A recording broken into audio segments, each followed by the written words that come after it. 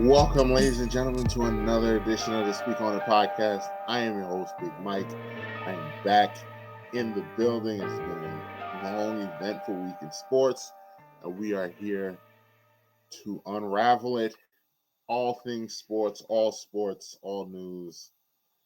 No, I can't do this alone. I think we're just running two-man weave tonight. Can't do it alone. I got the mad producer, Matt Podcast Poppy in the building. I'm all tongue-tied. I have that effect on people. It'd be like that sometimes. Hello. I'm still upset over Lamar Jackson and the Ravens losing. I'm also upset, but my favorite part about Sunday was when Anthony tried to join us live to push a narrative like he didn't pick the Lions to win the Super Bowl. He did to win the Super Bowl. But to be fair, no, he has been on. I don't want to say on Brock Purdy, but he has been a major supporter of Brock Purdy, which is why I let him have his moment. No, because he was right. Should have picked him. He should have picked him. But that's the I think Patrick Mahomes is better than Lamar Jackson, but I thought the Ravens were better than the Chiefs. Exactly. So if you're going to rock with Brock Purdy the way you've been rocking, then you shouldn't have picked the Lions, because now you're going to be held accountable. Thought that you are going to be held accountable for your pick. I thought the Lions were going to win that game too. That does not mean that. I don't get any credit for picking the Niners to win that game. All I did was get shit on because the Niners won that game. Yes, because you hate Brock Purdy, and Brock I picked them to win. Out.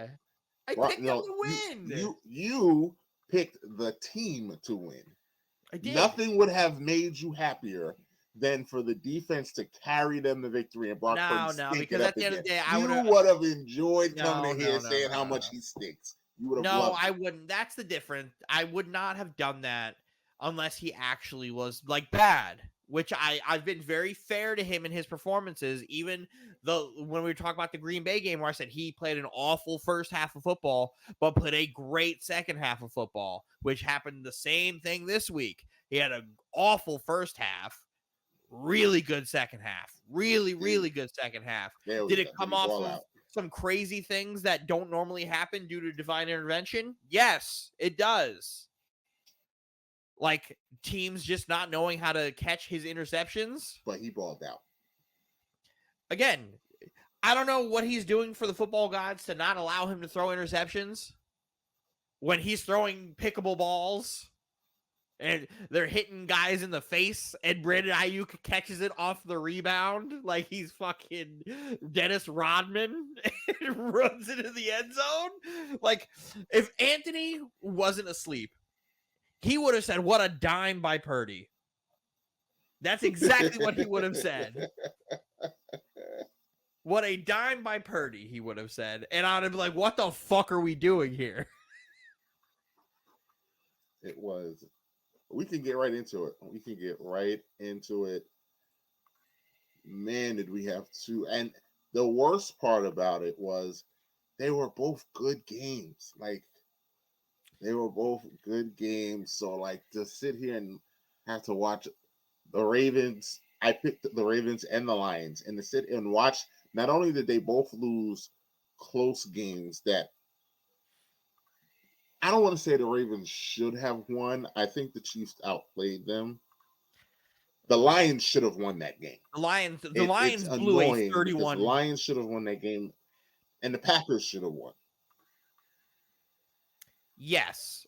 I do think the Ravens, like, Anthony was being super critical of Lamar Jackson after the game, and I didn't think that was very fair of him. One, because Anthony hates black quarterbacks, and two, because you can't blame Lamar Jackson for Zay Flowers imploding. Like, Zay Flowers literally imploded on the field in the second half, on top of Kyle Van Noy giving a first down during that third down stop. Yeah. Like, they lost composure too much for a team that's playing as good as they were throughout the season. and a team as well coached as they are, to lose their composure that way. Like Zay Flowers catching that like 40-yard pass just for him to lose 15 because of taunting. That can't happen. And then you go back, you get the yards back, and then you go to make the play, and you dive and you fumble. So Zay Flowers catch what seems like to be a 40-yard pass, loses 15 yards for taunting, gets the yards back, and then dives in the end zone to make up for it and fumbles. Like, what are you doing? Like, he could have gotten in if he didn't dive. Yeah, the extending, like, I get it, you're going all out, but he didn't need to do that there. Didn't need to. He's doing too much. And then Lamar was doing so many things in this game where it was just unbelievable. Just the receivers weren't getting open. Yeah. They literally just weren't getting open. They had a hell of a game plan. They said, let me go underneath and just check down. That's all you're going to get. And Roz and I got into a little, it was a shocker, Roz and I got into it. He said that Lamar executed, like, what's the word he used? What's the fucking word he used? Where he said something along the lines of, like, he led an amazing drive. And I'm just like, he's checking down. Like, I'm not going to sit there and I criticize Brock Purdy for doing this. I'm not going to let Lamar get off the hook for this, for calling a quarterback playing exceptionally because he's checking down because they're playing for the receivers 10 yards down the field and not at the line of scrimmage. I've always had a problem. I understand your logic with that, but I've always had a problem with that because sometimes that legit is the best play, and it is a good. It's the only play, and it's a good play to not get greedy, because we saw him get greedy at the end of the game. But although I think his receiver actually is the one, because I think Lamar saw him wave his hand. I still don't know why that receiver waved his hand like he was open, because he was not open. Lamar shouldn't have thrown. There's 3. But that's what I'm saying. Lamar should not have thrown that ball. I think he might have seen that guy wave his hand and, like, just instinct, oh, he's waving, let me throw it over there. Regardless, Lamar should know not to throw that ball over there. But that's a case of forcing it. Like, if they're only giving you checkdowns, then you check down, you check them to death. You make them adjust. So it doesn't, to me, that's not a cop-out if that's all they're giving you. I'm not going to sit there and play. I'm not going to sit there and say you're playing exceptional. I don't remember the exact words he used, but I'm not going to sit there and say you're playing exceptional when you're playing into the defense's hand. You're taking what the defense gives you. Lamar's not the one throwing a 15-yard pass. He's throwing the ball behind the line of scrimmage, and then the player is the one doing all of the work. That's why I have a problem when Brock Purdy gets all these accolades and all these things, because he's not doing the work. He's not the one advancing the ball 15 yards with his arm. They're doing it because they're not letting it happen. That's why it's like, I can't say he's like, he said he was showing out. There was nothing showing out on that drive. Checkdowns aren't showing out. But I would argue that I think that actually would be your case against Brock Purdy, because Lamar was making a lot of something out of nothing. And I think that's what might have been what Roz was alluding to, because he was making a lot out of nothing. Well, he said on that particular drive, and on that drive, he threw like 6 checkdowns, and then they punted. So then it's like, I don't really know how you could say, like, he's showing out. And then the next drive, he threw that 40-something yard pass to Zay Flowers. I'm like, that's showing out. That's doing your thing. That one drive was the most pedestrian drive out of all the Lamar Jackson drives he could have picked. Mm-hmm. Because he was a drop back check down. Pick the drives where he's breaking 4 sacks. Right? Like, Lamar was doing amazing things in that game. And, like, it sucks because, like, it sounds like you're just pointing the blame, but their offensive coordinator running the ball 6 times is inexcusable. Can't do that. It's inexcusable. Can't do that. I understand Lamar's the MVP. I understand, put the ball in your best player's hands, but you also got to play to your strengths. You were the best running team in the league. And the Chiefs don't stop the run well. And they don't stop the run.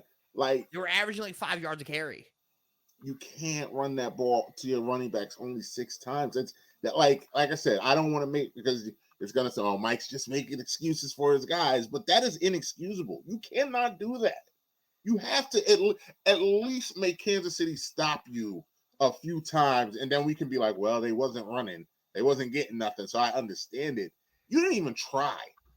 Like you didn't even try to give Lamar a chance to set up runs. These last 2 weeks are my biggest proponent as to why I hate quarterbacks winning and losing as a quarterback stat. It's so difficult for it because there's so many other things that go wrong for the quarterback to be the one that gets the blame or the glory. The lion's share of the blame. The lion's like that's why it's like when I did my whole thing with Josh Allen last week, it's to show how stupid it sounds. Well, you were just trolling. But it was to prove a point that it sounds dumb as hell when you blame when you just do when you lose the quarterback stat, so don't matter. Josh Allen lost, but no one was saying that. But that's how it is, right? So, like, for Anthony to come in and be like, "Oh, the Ravens lost. Lamar Jackson, he needs to get crucified." Crucify Josh Allen, then. Crucify Josh Allen, which he refuses to do for no reason. Josh Allen's done nothing to deserve that. To deserve he's untouchable. He's literally never done anything. And my argument was he did not play. Josh Allen awful. Josh did not lose them that game. That was my argument last week. Josh did not lose them that game. He didn't cost them. Again. I don't even think Lamar cost them this game. I really don't. I blame Zay Flowers. Zay takes a lot of this. Zay takes a lot of this. They score that touchdown. It's a whole because Lamar doesn't have to force that throw. I completely agree. I feel like it's a complete because the Ravens had the momentum because the Ravens defense was stopping the Chiefs didn't score in the second half. They weren't doing any. They were just doing like it really felt like if the Ravens had scored a touchdown, it would have been like, the Chiefs are in trouble. And it just never got to that point. Mm-hmm. So like I said, players play, coaches coach, but as we saw in the other game, coaching can cost you a game.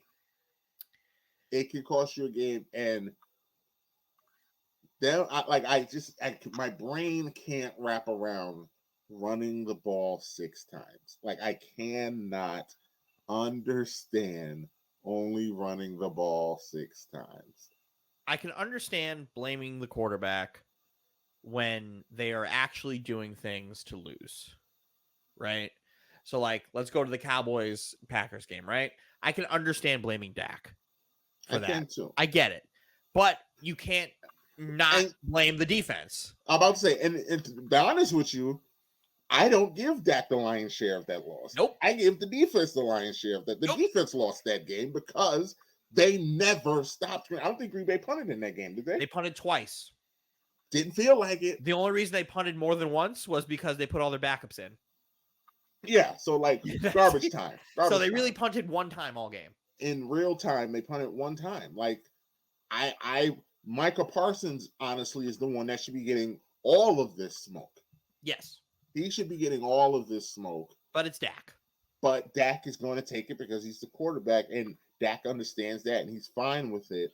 But to my point, that's not fair. That's not right. Dak did not play well. And that pick six was just so crushing. Because as soon as he threw it, you felt it. You was like, oh no. But the defense just did not do anything to give them a chance. And they got badly outcoached in that game. Severely. So again, like worse than I think I've ever seen. Players play and coach, but when coaches don't do their job, it can get ugly fast. And then especially in football. Let's go to the Chiefs-Bills game, right? Anthony's over here not blaming nobody. Like, he's only blaming Stephon Diggs. And I'm just like, why are you blaming Diggs? Diggs dropped one pass, right? It was a big pass, but it's a big pass, but he dropped one pass. What's the other receiver that dropped 2? Shakir. Dropped 2. So, like, I don't understand what he's like. He disappeared the last 6 games, and I had to teach a masterclass today about how the play calling philosophy changed once Joe Brady took over. He's like, he only had 400 yards in 6 weeks. I'm like, they ran the ball more. They started running the ball 35 times a game and getting everybody involved in the pass game. He's like, Diggs' targets didn't fall off the cliff. They might as well have. And because everybody else got him. I know the fans at home don't know the conversation that we're talking about that was in the group chat, but to Anthony's, I do think they did decide to run the ball more. I do think Diggs, he was not the same player the second half of the year. I understand they were running more, but he did not play at an elite level though. They weren't Like using it goes him hand the in same hand. way. It goes hand in hand, but that's why it's hard for me to blame, because the wide receiver position is literally the only position that requires somebody, you're dependent on somebody else to get you the ball, right? There's no other position in football that requires you every single time you go out there, somebody has to get you the ball. Like running backs, you get handed the ball and you create. Mm-hmm. And then you have the opportunities where every so often where you get to catch. But wide receivers, every play, you can't do anything unless the ball is thrown to you. So when you start throwing the ball to James Cook, to Kincaid, to Dawson Knox, to Shakir, to all these other receivers more, what is Diggs supposed to do, especially when you are not sending him on the same routes? Diggs is known for the last, almost seems like a decade at this point, killing people on deep crossers, streaks, taking short passes long. When you're sending him on hitches and screens and slants, that's not his game. Making him a slot receiver. You made him a slot receiver. So I can't blame like Diggs for being used different because it's a different person calling the offense. So it's like James Cook was third in the NFL for running backs in all-purpose yards. Third in the NFL. It doesn't just happen. Like, you have to be getting targets and catches. That's why the last 6 games of the season, because that's what Anthony keeps talking about, that win streak, 6 games of the season. But Josh Allen did play amazing the last 6 games of the season. Actually, he only played amazing in 3 out of the 6. But he was good. I'm not going to, my point, he always tried to make it seem like I was shitting on Josh Allen. I was like, this is not shitting on Josh Allen. This is saying Diggs isn't the problem. Really, nothing was the problem. The defense was the problem. The defense was the secret, the elephant in the room. Buffalo's defense was the problem. Was banged up. Buffalo's defense was the problem last year when they lost to Cincinnati, and Buffalo's offense also didn't really score. But it's both. Joe Burrow was carving them up in the snow. He was carving them up. So, and you have a defensive coach, so that's where it's like that shouldn't be happening. Like that shouldn't be happening. But that's another. Should they fire McDermott or not? That's a different show. That's a different topic. It's a different conversation because you have an argument for it, but we can have that later. But again, last 6 weeks, including playoffs, average of 35 times a game they were running the football. And that also includes Josh Allen runs, though. That's running the football. But that's Josh Allen doing things. Josh Allen as well as James. Put the context in there. That does include Josh Allen also being running the football. That's what I'm saying. Running the football is still running the football, right? So they're running more. They're running more than they're passing. In 4 out of the 6 games, they are running more than they're passing. Recipe for success. It seems to work for Baltimore. And then you have games where James Cook gets 18 to 20 carries plus 5 catches. And they're gonna be tough to beat. So it's like, how do you blame Diggs for that? You can't. Because somebody's got to take the blame. But like again, quarterback. Where it happens is when he gets his opportunities, he's got to cash them in, and he did. In the biggest play of the season, he dropped it. He didn't do it. So exactly, but there's a reason those are 50-50 balls. He just got heads instead of tails that time. But when you're him, when you're a 1, it's not a 75-25. Yeah, ball. That's when you're a 1 like him. Mm-hmm. He has to catch that ball. I can understand, and I agree. I understand if somebody else dropped. Diggs he has to catch that ball. He has to catch that. And there's only only a handful of receivers we say that about. He's one of them. He's one of them. He's one of them. But you can't say he disappeared when the I didn't say he target. Disappeared. No, I'm just saying in general. It's not fair for Diggs to say he disappeared when they stopped using him. Yeah, no, I agree. I agree. Like I said, it goes hand in hand. I would say it goes hand in hand. So I'm just happy. This is one of the only times Anthony actually listened to the argument and was like, okay, I actually understand what you're saying now, as opposed because he thought I was coming from a place of hating.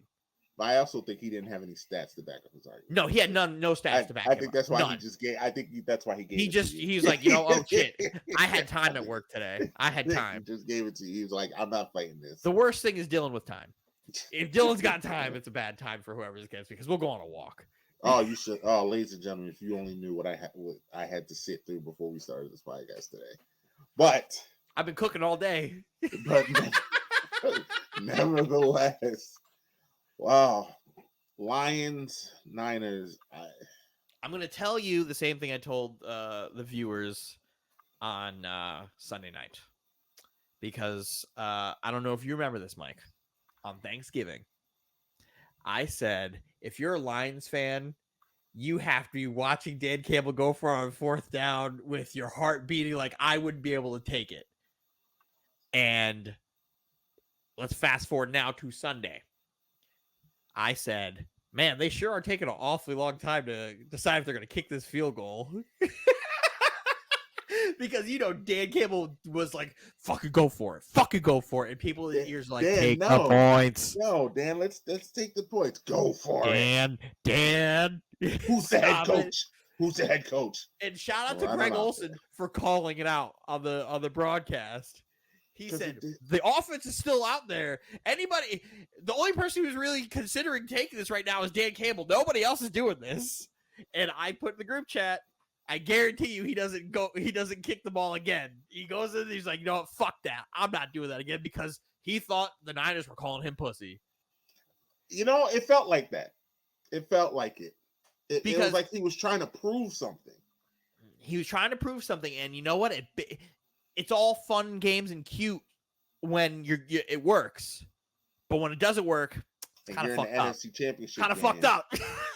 Because if he would have kicked it both times, they would have won. I mean, who knows what the Niners do, but points-wise, they're now winning the game. They now won by 3.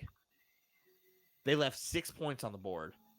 Fun fact, ladies and gentlemen, if you can see the screen, if the Lions have 6 more points, they now have more points than the Niners.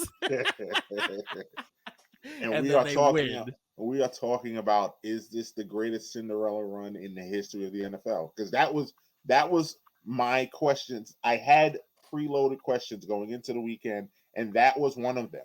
Is this the greatest Cinderella run of all time? I had it all decked out. I had the Mets, the Miracle Mets, the Carolina Panthers when they went to the Super Bowl, but they lost. I had when the Florida Marlins won the first time. I had the Red Sox winning, even though I hate them. 04, yeah. That is and the Lions, and I had the Bengals on there. And I was just going to be like, is this the greatest Cinderella run we've ever seen? And Dan Campbell said, hold my beer. Hold my beer. The Lions had too much dip on their chip going into halftime. I don't even think it was that because there were players on the side. There were players on the sidelines waving goodbye to the Niners fans. Well, they were, and that's the word.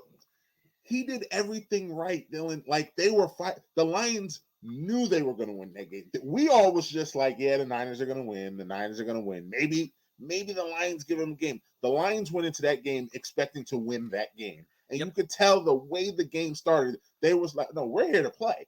And y'all better wake up. And then they kicked the 3 at halftime. And it was still like, yo, this game might be over. Like, I don't know if I put it in the chat, but I distinctively remember telling my girl, like, if San Francisco doesn't score, it's done. This game might be over. Like, because Janice was watching it with me for a little bit too. She's like, I thought you said the Niners were good. And I was like, listen, I'm 0 for 1 today. They were getting punched in the face. Yep. And then you missed a 2-point conversion. They score. I mean, they missed the 4th down conversion. They score. When they missed fumble, they score. When they go for it again. When they scored, they scored. It didn't bother me when they scored the first time, even though that fourth down conversion, I was like, What are we doing? here we go. Like we're up 17. Like You're we taking don't need points to off do the this board. right now. But it was fine. We're up 17, and then San Francisco promptly went down the field and scored. So in my mind, Dylan, I'm like, okay, we learned our lesson. We're not going to do that again. And then They fumbled. you blink and he fumbled. And when he fumbled, that's when the fear set in for me. That's when I was like, oh no, they're going to blow this. I was watching that game. I was like, no shit. I was like, it's over. It's over. When he fumbled, I was like, oh, they're going to lose. And then you had the divine intervention catch. And off of Homeboy's helmet. Once that happened, I was like, they're not losing this game.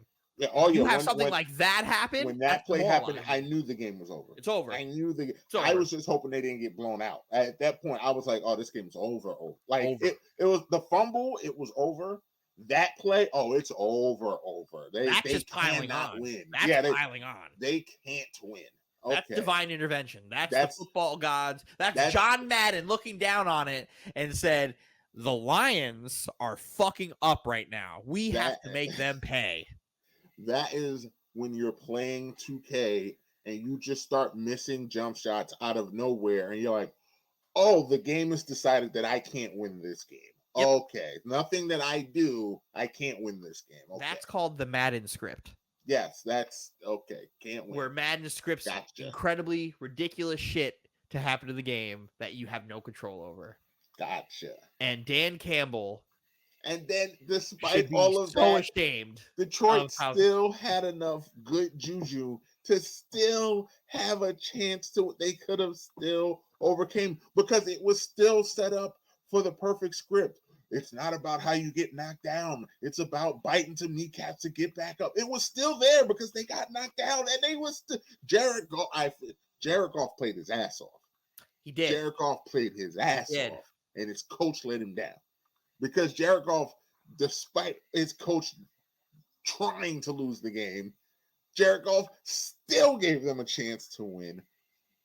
They don't get it on fourth. By the way, their fourth down play calls were also horrible. By the way, Mike, I'm going to give you a little secret throughout the season. Most of them are. Their fourth down play calls were terrible. Again, that Thanksgiving game, I watched them go for it like 8 times. None of the play calls were good. Play call was not good both times, especially the second one. It was not good.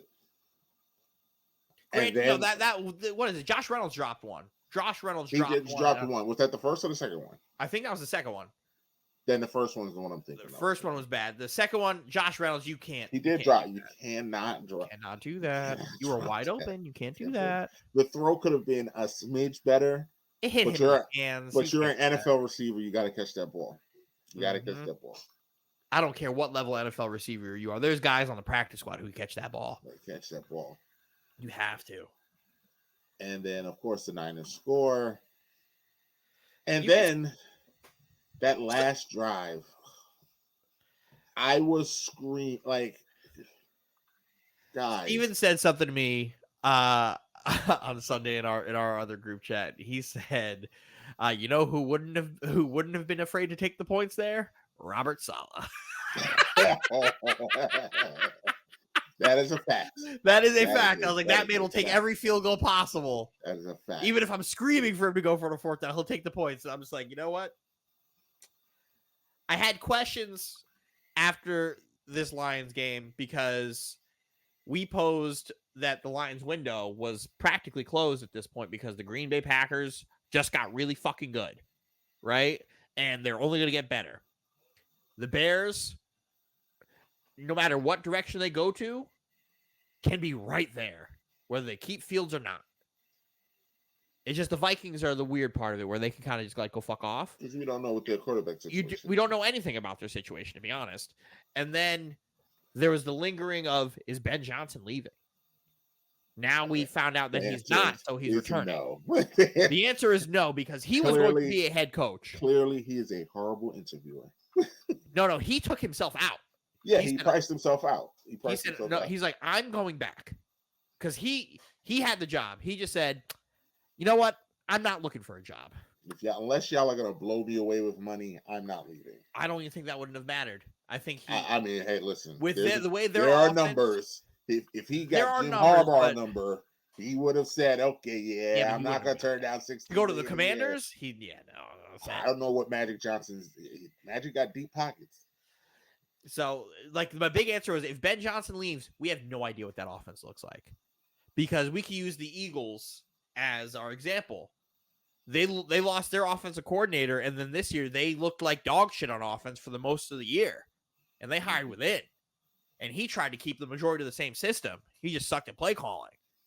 So now you do that, or you have to bring in a new offensive system, and it's the first year of that, and you're taking away from Goff's familiarity with it. Mm-hmm. Or if Goff even was going to return, because he's a free agent. Yeah, he's coming back though. He's coming back, especially with Ben Johnson there. Now, what happens if Ben leaves? This could get interesting. If Ben were to leave, you have to bring Goff back. I don't know if I trust Goff without Ben, because as everybody remembers, Goff was sent to Detroit to die. Mm-hmm. He was sent there to just end his starting career and just be a career backup. He's overachieving over there, like Ross. I don't even I think can't believe he's you got to over. get. I don't even think he's overachieving. He looks great. No, Dylan, like watching him play. Like, no, he looks great, but this was not the expectation of Goff. When do we adjust? Now it's the expectation. Joy Taylor says something that I take to heart every day. You have to allow me to adjust when I get new information. Yes. We have new information. To me, Jared Goff is now a top 10 quarterback in this league. Okay, I'm not going to argue that. When Goff got there, he was not supposed to be this. We all know this. So he's been overachieving in his tenure there to this point. Now the expectation is this. And the worst thing for players is expectation, because the second we saw Goff get to the Super Bowl, he shat the bed afterwards because the expectations were you're a Super Bowl quarterback. Yes. He also played a Bill Belichick defense, though. Well, no, I'm not blaming him for the Super Bowl. Not blaming him for that. If Sean McVay made the decision that I can't have this guy, once the expectations got to that point, that's like, okay, cool. Ben Johnson gets him, overachieving. The expectations weren't NFC Championship game. So now it's like, all right, now these are the expectations. You're a top 10 quarterback. You now have to try to lead us to this point. The expectations are now established. They're there. You're no longer there to die. You're no longer there to end your contract out and be a backup. You are there. You're going to be brought back to be your starter. This is the expectation. Now, how does he play under this new expectation? That's to be seen, because the Goff we know, once the expectation gets on, he doesn't play great. And I'm rooting for Goff. I'm not sitting here trying to shit on him saying he's bad. I want him to be good. But we don't know what we have to see next year. Exactly. We have to see next year. We have to see what that defense looks like, because the defense, this whole playoff run, has played well above their head. Well above their head. And you want to talk about overperforming. That's what you talk about. They overperformed so much. And that's another reason why, I don't want to. I can't put stock into that defense still. They're terrible. They're awful. What I was going to say is I don't want to make the similarity to Pete Carroll not giving the ball to Marshawn Lynch. But, if you're on that team and you play, you're about to do something that's literally never been done before, take the Lions to the Super Bowl, and your coach, we can all, Dan Campbell, everybody said the political things. No, we lost as a team. We all know what happened. We all watched the game. Dan Campbell cost them that game. Let's save all 3 timeouts for the last minute and a half, and then we're going to run the ball and waste a timeout. Like I said, that's what I said. Jared Goff did not deserve that. He did not deserve that, because to do all of that and then to run the ball, to have to call a timeout. What is happening right now? What do you do? Because I was screaming once it got under a minute, just kick it. Just kick it. Give yourself time. Just kick it. I wasn't that, because I was like, the defense is playing well, the majority of this game. I'm sure they have a stop in them, right? That's why. That to me, that's But why. why are we running the fucking football? I don't know. If you're gonna do it, just keep throwing and then kick. Keep throwing. Give yourself a shot. Don't run. Don't waste your time out like that. And on third down, like what? What? Steven and I have this theory. I don't know if you heard this theory that any coach that struggles with time management should just play Madden and practice and just practice time management. Practice when you use your timeouts. Practice all this stuff because that is the single most egregious like time management thing I've seen this postseason, arguably this season, to decide you're going to run the ball because he was so confident they were going to just get the touchdown. At this point in the game, what have you guys done to make you think you had 100%er? Nothing. You blew your lead. So you definitely didn't do anything to I mean, they were running the ball well all day. But regardless, not the second half. Regardless, you cannot run the ball there. Even if it was unless it was on the 1 inch line and you were doing the tush push, that's it. You cannot run the ball there. You can't run the ball there. He was not good. He did nobody any favors. So that leads me to our next article. So congratulations to the Chiefs and Niners. Yes. It will be an interesting Super Bowl. We will talk about the Superb Owl next week because we're going to have picks and all of that. I'm surprised we even did a show tonight. If we didn't have to recap these games and if basketball wasn't on fire right now, we probably could have gone without it tonight. But I asked this question. So, yeah, congratulations, Chiefs, 49ers. Yeah, you're there. The Lions and the Ravens. Which fan base who has it worse right now? I feel like I'm absolutely inconsolable if I'm a Lions fan right now. Like, to me, the Lions, it's worse to be a Lions fan right now because A, you've never been there. And B, you should have won the game. Your coach cost you the game. So to me, I just could not. The pain that this loss for the Lions, just especially with everything we said, knowing that the Cowboys will be back, you would assume the Eagles are going to be back. The Packers have arrived. Well, I don't know about the Eagles. Someone in the NFC East will be there. I don't know about the Eagles. Not the Eagles. Not with Wonder Boy as their other offensive coordinator. I'm all set on that. Well, he's gonna get them to the playoffs, and then he's gonna forget. We will see this from the Eagles next year. They will just decide not to run the ball anymore. But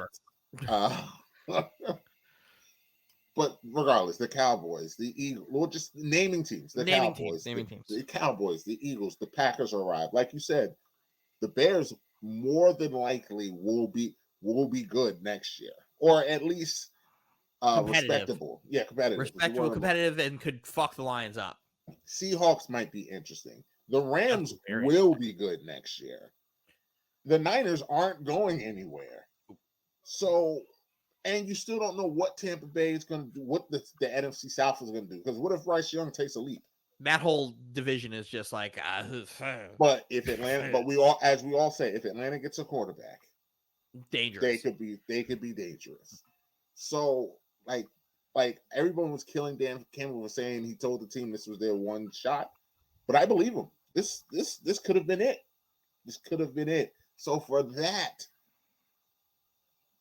to lose that way, for me, it's the Lions. Like the Ravens, yeah, they lost their defensive brain. Yeah, it was a lot of self-inflicted wounds, but I would chalk up the Ravens' loss more to experience than anything. Not talent, just experience. A lot of young guys, and then like guys like Van Noy shouldn't be making mistakes like that. Van Noy is a vet. You can't do that. And I don't think they were ready for heel Chiefs. I think they were still looking for the babyface Chiefs. And the heel NWO Chiefs. I said this in the chat. This heel turn that the Chiefs are on right now, I kind of like it. I do too. I kind of fucks with it. I do too. I do too. Kinda But that's also Patrick because I say Pat Mahomes is the greatest quarterback of all time. Patty Mahomes. I like it. If they win the Super Bowl, we have to have a conversation. No, we don't. It's still yes, too we early. do. No, it's we still have. No, it's not too early. It's still too early. That's the problem. It's not too early. It's still too early. When you look at, like, me and Steven broke this down. When you look at those numbers between Brady and Mahomes, and then you add in, oh Lord, then you add in a potential Super Bowl, another potential Super Bowl, 4 out of 5 Super Bowl appearances, 3 rings, more yards, touchdowns, everything. And for him to be 28 years old, but I don't want to spoil the argument. I'm not picking anything, but it's too early because if they win and he steps on the podium and tells Jim Nantz, "This is my last game, I retire." Greatest of all time. He's not. He is. He's not. He's the greatest of all time right now. He's on the highway. He's in the POV lane. He's going. He's in front of everybody. He can't put the car in park. He hasn't caught Tom yet. I don't think. Well, we've already had this discussion. I don't think it's Tom anyway. But don't worry, he better than who you think it is too. I'm not gonna let you troll me. I'm gonna bring in Anthony is here, ladies and gentlemen. I was trying to think of something nice to say, Anthony, and like weirdly, I didn't want Dylan to like say anything, so I was like, you know what? Let me just introduce him cold. Anthony is here, ladies and gentlemen. But don't worry, Anthony, I will still do you the honor of giving you your applause. I will give you your applause. Welcome to the show. Welcome. After like a 10-minute battle with my headphones. Yeah, that's good now. As a fan of a cursed franchise. Let me catch Anthony. Anthony, we're asking the question. Dylan's about to answer, but which team has it worse? It's feeling worse right now, the Lions or the Ravens? Which team is feeling bad? I think it's the Lions. As a fan of a cursed franchise, nothing feels worse, talking from experience right here, than being as bad as you've been for ever, for you to get to that point, lose, and then not know what's next.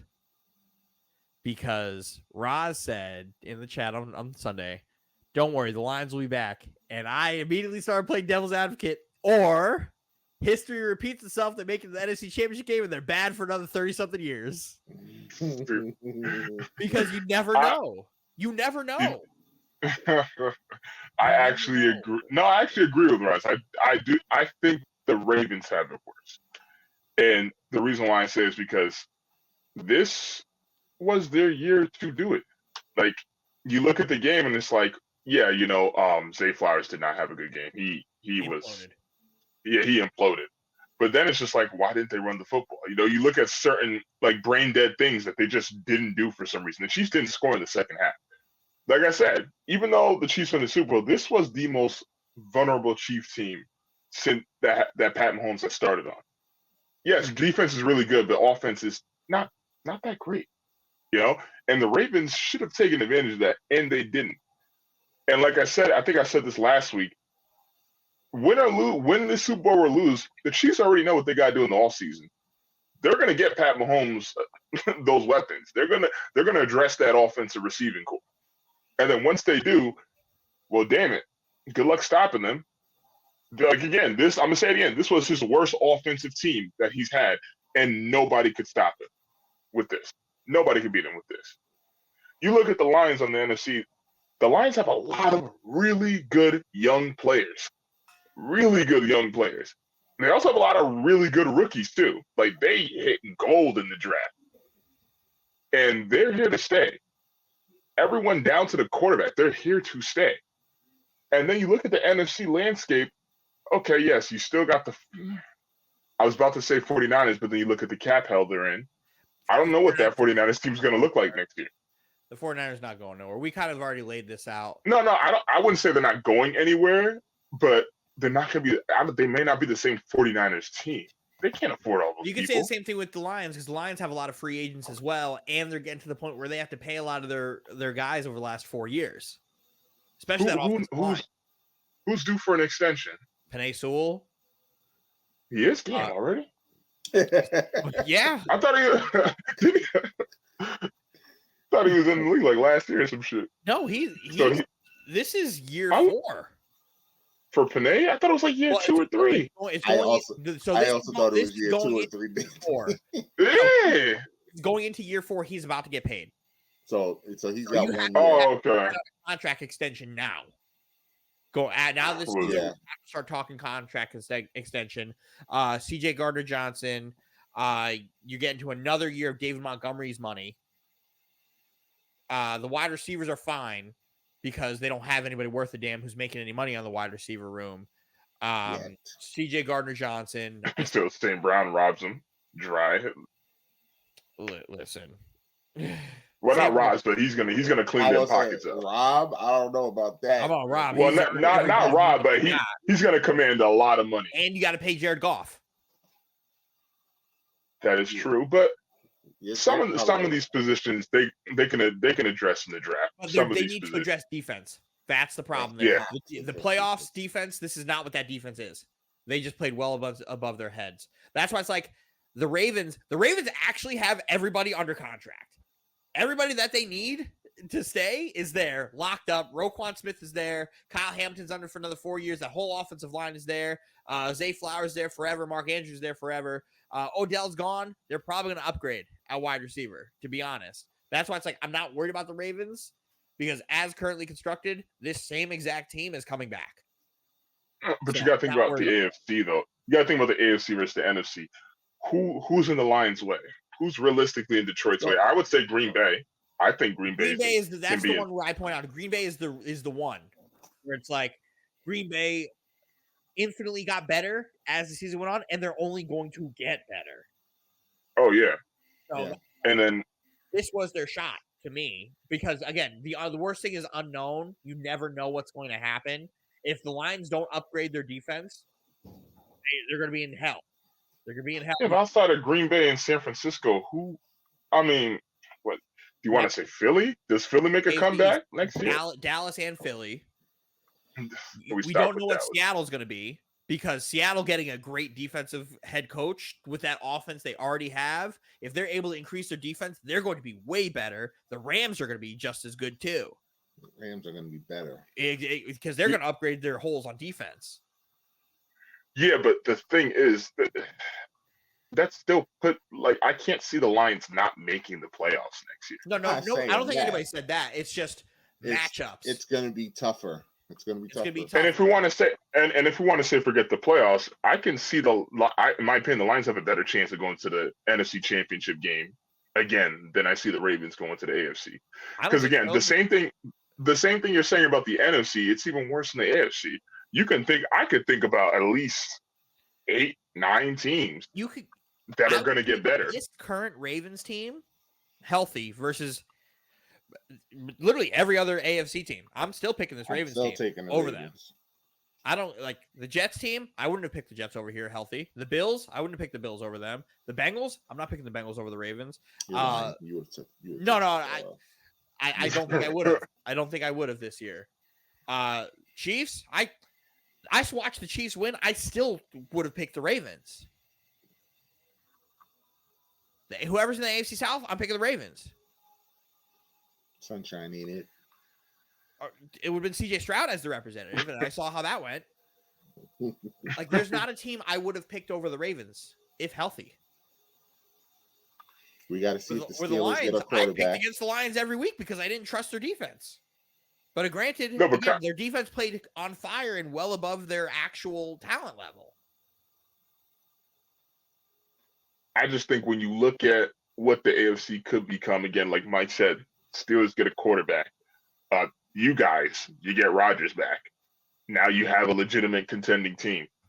You look at the Bills. The Bills fix up some things, again, what are some of the Bengals and the Browns, every team in that division. I mean, that's another thing. The Ravens the Ravens are literally playing the most competitive division in the league. Not one team was under 500. And last time I checked, all those teams are going to get better. Joe Burrow's coming back. He's going to be healthy. That's True, the problem but here. like I said, They're no, all no, no. I better agree. or the Ravens. I think the Ravens are a very good team, elite team, but they have so much more competition, in my opinion, than the Lions. I think there's That more chances for the. I won't argue on that because you're correct, but that doesn't mean I don't think the Ravens are better. I think the Ravens are better. I will say the Ravens are better, but I think there's more opportunity for them to slip up because of all the competition they got. If you would tell me like right now, hey, the Ravens are going to the AFC Championship game next year, I'd be like, okay, I believe you. I believe you. If you told me that about the Lions, I'd be like, really? Again? Yeah. Because it's like it's the other side of the ball. If Joe Burrow was healthy, do you think the Ravens would have made it to the AFC Championship game? I do. I do. This Ravens defense is fucking phenomenal. It's filthy. Filthy defense. On both sides, on running and passing. Filthy. Whereas every other defense is either good at one thing or bad at the other. I can say the same thing about the 49ers to an extent. The 49ers are not a good run-stopping team. They're a great pass-stopping team because their defensive line and their linebackers, their front seven are great. You don't have the time to get to those deep routes. You have to try to dissect. And Ward's nice too. That's what I'm saying. Your front seven, your linebackers, and your defensive line. Warner's the best linebacker in football. I said Ward. He's good, but he's on the weaker side of the good corners because that's the Niners' weakness is their corners.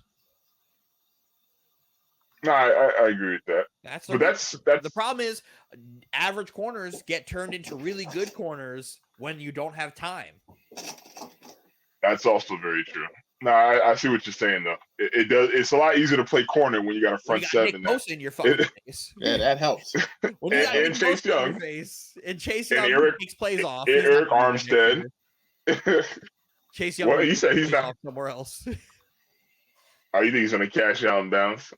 Yeah. You're gonna take a minimum to stay there? He's Chase Young. He's gonna get paid. He's at one of the three most important positions in football. You think you're gonna stick around for a minimum? Absolutely not. Absolutely not. He got generational wealth incoming. Look out for the Rams signing him. Look out for the Eagles coming after Lions. him. The Lions coming after him. The problem is Chase Young. I watched Chase Young the entire game just give up. He didn't have a superstar performance though. He sat there. He got the second he engaged the lineman, he just stopped. I watched that too many times. I went to the group chat. I was like, "Yo, Chase Young really be taking plays off." The funny thing is, no, watch him wreck the Super Bowl. That's the funny thing. Watch him. If he does, that'd be insane. He needs to wreck the Super Bowl. I can't. I don't. I think it would be a mistake to give him a long-term deal. Like I think you give him like a short. Yeah, but it's one season, and you can easily point to the same thing we said about Ward. I mean, you can look at Chase Young and be like, yeah, but you got all this help too. You know, like that's all. That's what I would think about. Yeah, I'm like, yeah, you had a nice season. The Niners have been that way, like since Ward's been on the team, where it's like. But what kind of contract do you give Chase Young? I'm not giving him a contract personally. I would not take him. I would not take him. Because based off of talent alone, he's going to get like 20+ million. Which is a lot of money for someone. Which is a lot of money. Off. Remember, the franchise tag for defensive end is $22.5 million. He's going to want 20. Yeah.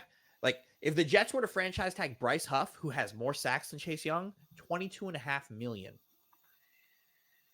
Wow. So you think he's going to ask for more? I want more than the franchise tag. Whoever's the team that does it is probably a team that needs help desperately. Or has a lot of money. Because he has the talent there. You just have to motivate him. You just have to motivate. You just have to motivate him to want to play every down. I don't know what Seattle's money situation looking like. That could be a place too. That's a hard one because they have that Jamal Adams money. Oh, so maybe not then. They're talking about him Yeah, retiring. he's always injured. That's why They're he's talking about him retiring. retiring. His morale is gone. Mm-hmm. It's tough to rehab. We only see him on Sundays. We don't see them those lonely nights in the gym trying Rehab to get back. It's a lot of mental, and that could be enough to be like make you lose the love of the game. That too. Because every time I play, I get hurt. Every time I play, I get hurt.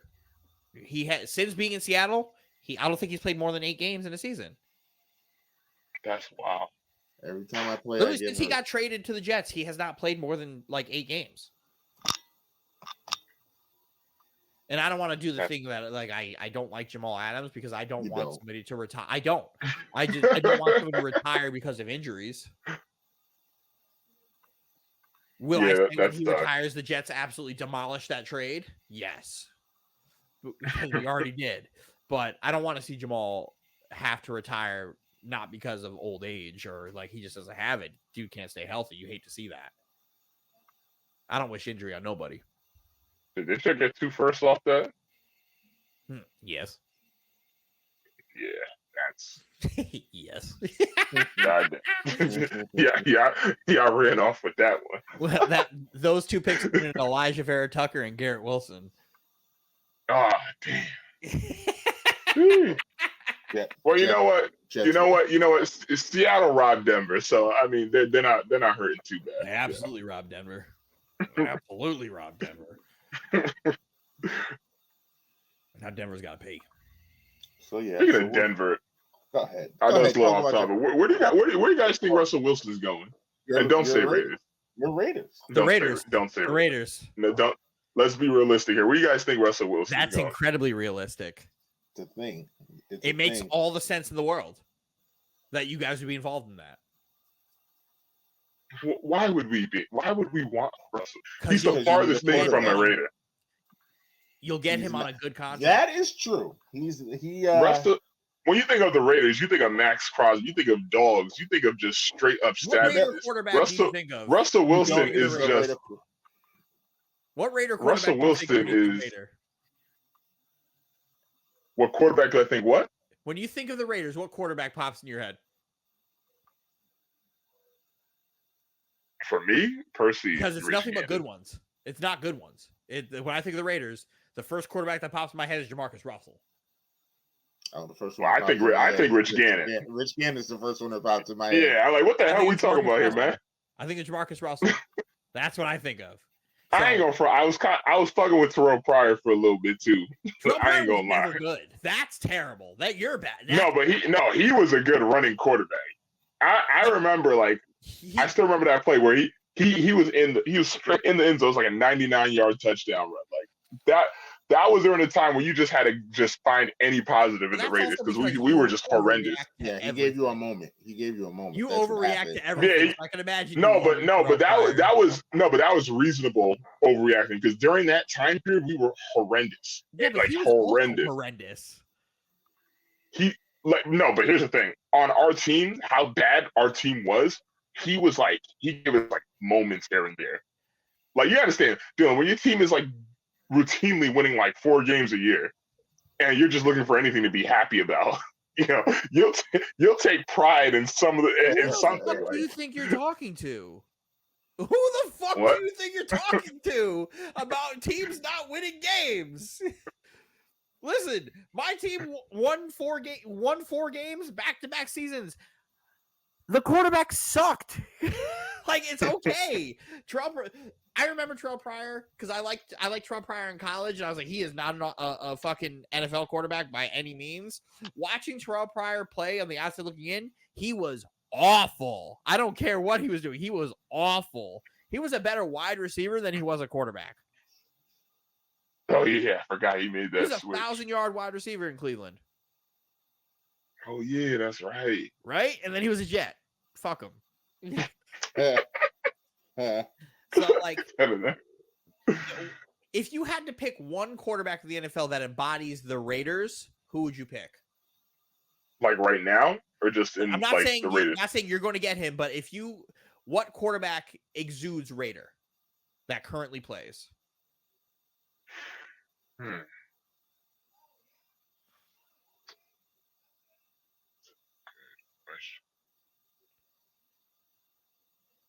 Yeah, I gotta think about that one for a second.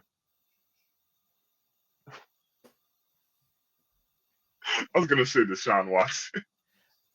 You know, that's not wrong. Uh, You're talking piece of shit. Yeah, there you go. Do you know who comes to mind for me? Who? Baker. Yeah, Baker's a good one. Baker's probably the most Raider quarterback in the NFL because how many of these guys are really like, besides Mahomes, are really going to sit there and talk shit to you like that? Very true. And embrace that culture. Baker would embrace the fuck out of that culture. Oh yeah, I wouldn't mind signing. He's also on the radar, but he's very iffy. If he for a reasonable price, and again, assuming we keep everybody together, I wouldn't mind signing. Reasonable price, because you know Josh Jacobs is gone. Josh Jacobs is gone. Well, as much as I hate to say this, don't get me wrong, I want him back. I really do, but our backup didn't play that bad. He actually played pretty freaking well. But that happens. Then you're gonna end up like the Cowboys, where you got rid of your main back for your backup back, and you find out, you know what? Maybe our backup back isn't that guy. Well, let's hope that doesn't happen. But it's tough because I feel for running backs, you know. But it's just like, damn. Like on one hand, it's like, yeah, you guys are so fucking replaceable. Yeah, I think Baker is a realistic solution. I don't see you guys drafting a quarterback in the first round. That's not happening. Not happening. Unless we move up, unless we do some magical move up scenario. You would have to get into the top 5. If you got into the top 5, then I could see you doing it. But if you stay as is, no point in doing it. Because if you're gonna, you guys have 13? I believe so. 12. If you have the 13th pick, yeah, it was 12 or 13. Something. You might as well just wait until round 4 and take like Jordan Travis. No, I don't want to do that. We're not looking to do that. We're not looking to take some round 4 quarterback. We're looking for a franchise. We're looking for either a franchise. Yeah, we're looking for a franchise. You're not going to get one at your pick. That's the thing. No. I play for 3 years in a Baker, in a Russell. You get a guy who's a smart quarterback in college. There's a few of them. And then you just have them back up for the length of their contract and have them be ready to be professionals when you take over. You're not going to draft a fourth-round quarterback to play. That's the mistake with Aiden O'Connell, because at the end of the day, you try to convince yourself that Jimmy G was good, and it fell on your face when I was sitting here trying to tell you that's a terrible signing. Because you guys are not the Niners. You guys do not have Kyle Shanahan calling plays. Like, it's not the same. Jimmy was not good in New England. Jimmy barely played in New England. So, like, don't be fooled by none of that. And then you had to start a 4th-round kid who had no business being out there. Honestly, I wouldn't even be mad about us if we got Cousins. Yeah, I wouldn't be mad about that. The problem is Cousins, from what I'm hearing, I hope these reports aren't. He wants money. Like, he wants like $90 million guaranteed. I'm like, fuck out of it. And quarterback. You got to pay him top 10 quarterback money. No. He's 30. He's got to be 36. He's just coming off a serious injury. 3 years. 3-year contract. Then he ain't getting then he's not getting them guarantees he's been used to his whole career. He'll get it because he's still a top 10 quarterback. 3-year contract, first 2 years fully guaranteed, third year get him out. That's what I do. But you got to fix your offensive line. Because that shit stinks. It's a typical problem that damn near every team has. The goddamn offensive line. A lot easier said than done, I'll say that. I saw a mock draft of the Raiders taking J.J. McCarthy, and I laughed hysterically. So that's something you don't want. Don't do that. Yeah. If you guys draft J.J. McCarthy, I'm laughing in your face. I'm going to go to your house and laugh in your face. Why do you hate him so much? I heard he's not that bad. He's not an NFL quality quarterback. I heard he's promising. You're going to listen to Harbaugh? The guy who's trying to get his guy into the NFL? He's a 4th-round quarterback for me. If you're going to think about taking him in the 4th round, he's not a first-round talent at all. To see him go over guys like Michael Penix and Bo Nix, that's insane. That's insane. Insane. So how would you rate the quarterback crop for this upcoming draft? Caleb, Jaden Daniels, Drake May, Bo Nix, Michael Penix. You're bugging. How am I bugging? Caleb, Drake, Phoenix, then the other two. Phoenix? Who's Phoenix? Michael. Phoenix. Penix? Phoenix. P-E-N-I-X. P-E-N-I-X. Penix not better than Daniels. Yeah, I disagree. We've had this conversation. I know. I was saying, you know why I think the way I think. And you know why I think the way I think. So, and why do you think? Why do you think that? Because if you give him an NFL, a quality average offensive line where he doesn't have to run for his life, he's going to pick you apart. Not the way Jaden Daniels does. And I disagree. And Jaden Daniels had the same level of NFL talent around him and had a way better season. So that's why it's like Jaden Daniels, he's going to go in the top 3. He might. We'll see who has a better career. Again, Penix is not going to go in the top 10, so we'll see where he goes. And again, if he can't, you don't think he's staring down the right side of the field, he's done. You don't think he's going top 10? Nope. Because when you look at that list, those are all quarterback needy teams. Like, well, most of them are in the top 10. Giants aren't going quarterback. The first 3 are going quarterback. The first 3 are going. Who else is going quarterback? Who's after? I know it's Bears are 1. The Bears are either going to get Caleb Williams or they're going to trade with somebody, because some other Arizona's team who's just going to get quarterback. Caleb. No, Arizona's. What number is Arizona? They're not top 3. They're 4. They're 4. The first 3 teams are picking quarterback. Chicago, Washington, New England. Arizona's not taking a quarterback. The Chargers aren't taking a quarterback. The Giants aren't taking a quarterback. The Titans aren't. Whoa. You don't think the Giants would take a quarterback? No, Daniel Jones has guaranteed money, and they have Tyrod Taylor. They're not going to take a quarterback. They're either going to go get an offensive lineman or they're going to get a receiver. Tennessee Titans aren't going for a quarterback. Titans are going to get an offensive lineman. The Falcons are the big one here where I don't know, but all things are pointing they're taking a defensive end. And they're going to try and go. And they're going to try to trade for somebody. Yeah. They're going to try for trades for somebody. A rookie quarterback's not going to help them right now. Yeah, Chicago again. Fucking trotting Desmond Ritter out there and Taylor Heineke. Hell yeah, rookie quarterback will help. They're going to go get a quarterback. They're going to go get one. They're not going to keep Ritter and Heineke. They're going to go get one. Chicago again. They're not going to take 2 quarterbacks in the top 10. And then the Jets are not taking a quarterback. Which is why I said Penix is going to the Raiders. I don't think they're taking a quarterback either. I think they are. I think the team that you have to look at is Minnesota. Minnesota would probably be the next team that takes a quarterback at 11. And then we're like 12 or 13? You guys are 13. I don't see you guys taking a quarterback. I absolutely see us taking a quarterback. If one of those 5 quarterbacks you just mentioned are still on the board, they're going to take him. That's what I agree. Yeah. I don't think so. And a lot of the reputable mock drafts kind of agree with me there, where it's like, because O'Connell's a good backup. He's a good backup. You guys are going to go get a quarterback. You guys aren't going to draft one. You're going to go get one. Yeah, but that's assuming we can get one. Because again, you're not in cap hell. You can get one.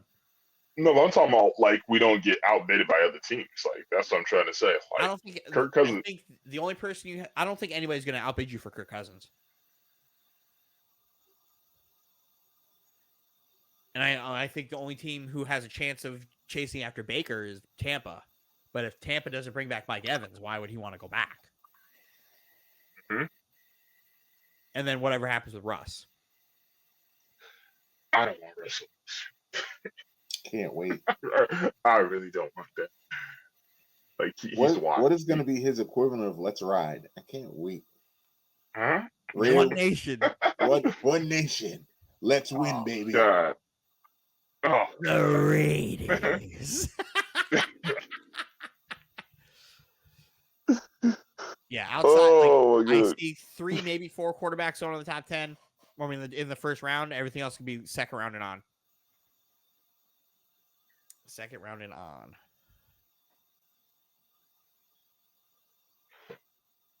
So what are you talking about? Pat Mahomes being greatest of all time.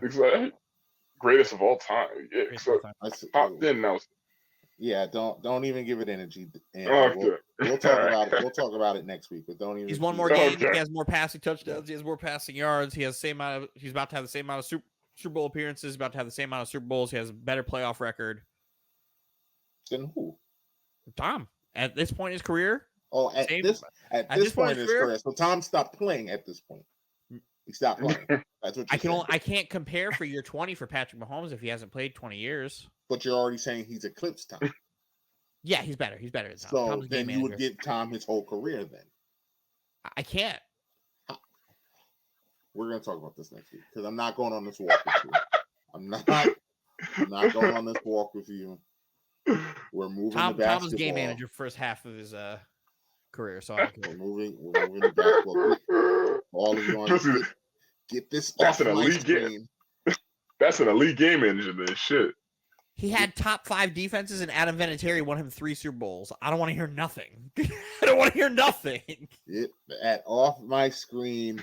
And Anthony, you're here. You will enjoy this. Let's hit the music because it's time to celebrate. Don't worry, you don't. We are the New York Knicks. We are the New York Knicks. Go New York, go New York, go. Say go New York, go New York, go. Hey. This is crazy because Shiggy's been involved with the Brooklyn Nets for like the last 10 years. Yeah, he's a fraud. He's a fraud. I met him at Practice the Park last year. I know. I remember you telling us. He's fraud. That Knicks jacket is tough. But I will take the video because it is hilarious and it does represent all of us right now, except Anthony because he's not a real Knicks fan. But what a time to be alive. I said that after this when we hit game 6, I think. Yep. What a time to be alive.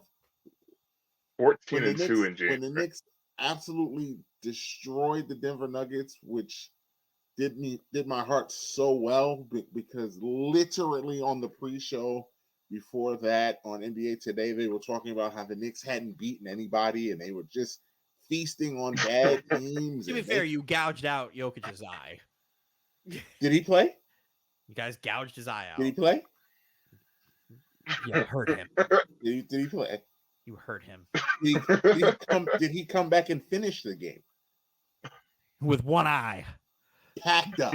That's what happened. Up. So we just like to injure players. We injure players. Packed up. That's what we do. Get him. Go tell him to go take the subway. Get out of here. No, shout out to Jalen Brunson, who was snubbed as an all-star starter. Ridiculous. Absolutely snubbed as an all-star starter. He was snubbed, and honestly, fucking Dame Lillard. No. I blame Knicks fans because we got too much dip on our chip because the starting is all about votes, and Knicks fans are lazy because we should have been voting like crazy to get Jalen Brunson in that. Remember game. Last year when Nets fans almost got Nick Claxton into the and I was about to have a whole fit in here about how bad this system is because it made no sense. And here we are. Jalen Brunson's not starting. He'll be on the team. I mean, it's not like he won't be on the team. Yeah, he should be starting. Dame is not having as good as a year as Jalen Brunson is. That's it. It's crazy. That's it. Fucking crazy. That's it. It's the long and short of it. Dame is not having a better season than Jalen Brunson. That's it. There's only 2 other point guards having better seasons than Jalen Brunson. Tyrese Halliburton and Shai Gilgeous-Alexander. Those are the only 2 guys at that position. Is Tyrese Halliburton having a better season than Jalen Brunson? Tyrese Halliburton is an MVP candidate. Yes. Jalen Brunson is an MVP candidate. No, he's not. Yeah. Yes, he is, Dylan. Yes, he is, Dylan. He's absolutely an MVP when candidate. knocked out. I could say the same thing about Halliburton, though, because had Embiid Halliburton's been just not gonna missing. playing the way he was playing, Joel Embiid was going to win, and it didn't matter absolutely. what Halliburton did. So it's Absolutely. just it's the same thing. Don't throw Joel Embiid at me for No, Jalen I'm Brunson, saying I said if Joel Embiid gets taken out of the running because he's missing too many games, which is going to happen in a week. which is gonna happen. And a lot of people are complaining. But That's even this still, year. I don't think either one of them are having a better year than Shy. So Problem is, Now, Shy, I will agree with. Shy, I'll agree with that. I mean, you benefit- can't not agree with Halliburton. the Halliburton's benefit playing. though is, But can you make that- you don't think you can make an argument that Brunson's having a better season than Halliburton? No. Again, there's only two people at that position having a better season than Jalen Brunson, and it's Halliburton. Halliburton is the other guy. let the Knicks keep winning? No, but Jalen Brunson's is if not one of my favorite point guard in basketball. I've been Jalen Brunson fan club over here for 2 years. 2 years. Me be like, hey, can we talk about how good Jalen Brunson is? The whole playoff run. Can we talk about how good Jalen Brunson is? That was me. The Knicks are on fire. The Knicks are 14 and 2 14-2 since the trade for OG. and Nobi. That trade. And even with Randall gone, thank God it's not a serious injury. We're still winning. It's a serious injury. It's weeks. It's still. Well, it still- could have been a lot worse. It could have been worse. Way it's, worse. It's still serious. I still need Well, him to get back. He'll be reevaluating in about 3 weeks, and remember the All-Star break too. So Yeah, the All-Star break helps. That buys us some time. The OG Anunoby trade looks better and better every game. Every game. And it's not even that, because Toronto has played better. They subsequently traded Siakam, but RJ Barrett's been playing great for Toronto since he got there. The problem is quickly got hurt, and he's been in and out of the lineup, and Scotty Barnes has seemingly fallen off a cliff since RJ got there. So, but like I said when the trade happened, it's a good trade for both teams, because Toronto's going to make the play-in now. I'm very confident Toronto is going to make the play-in, because the bottom half of the East is just atrocious. Actually, So, Toronto really hasn't been playing that good.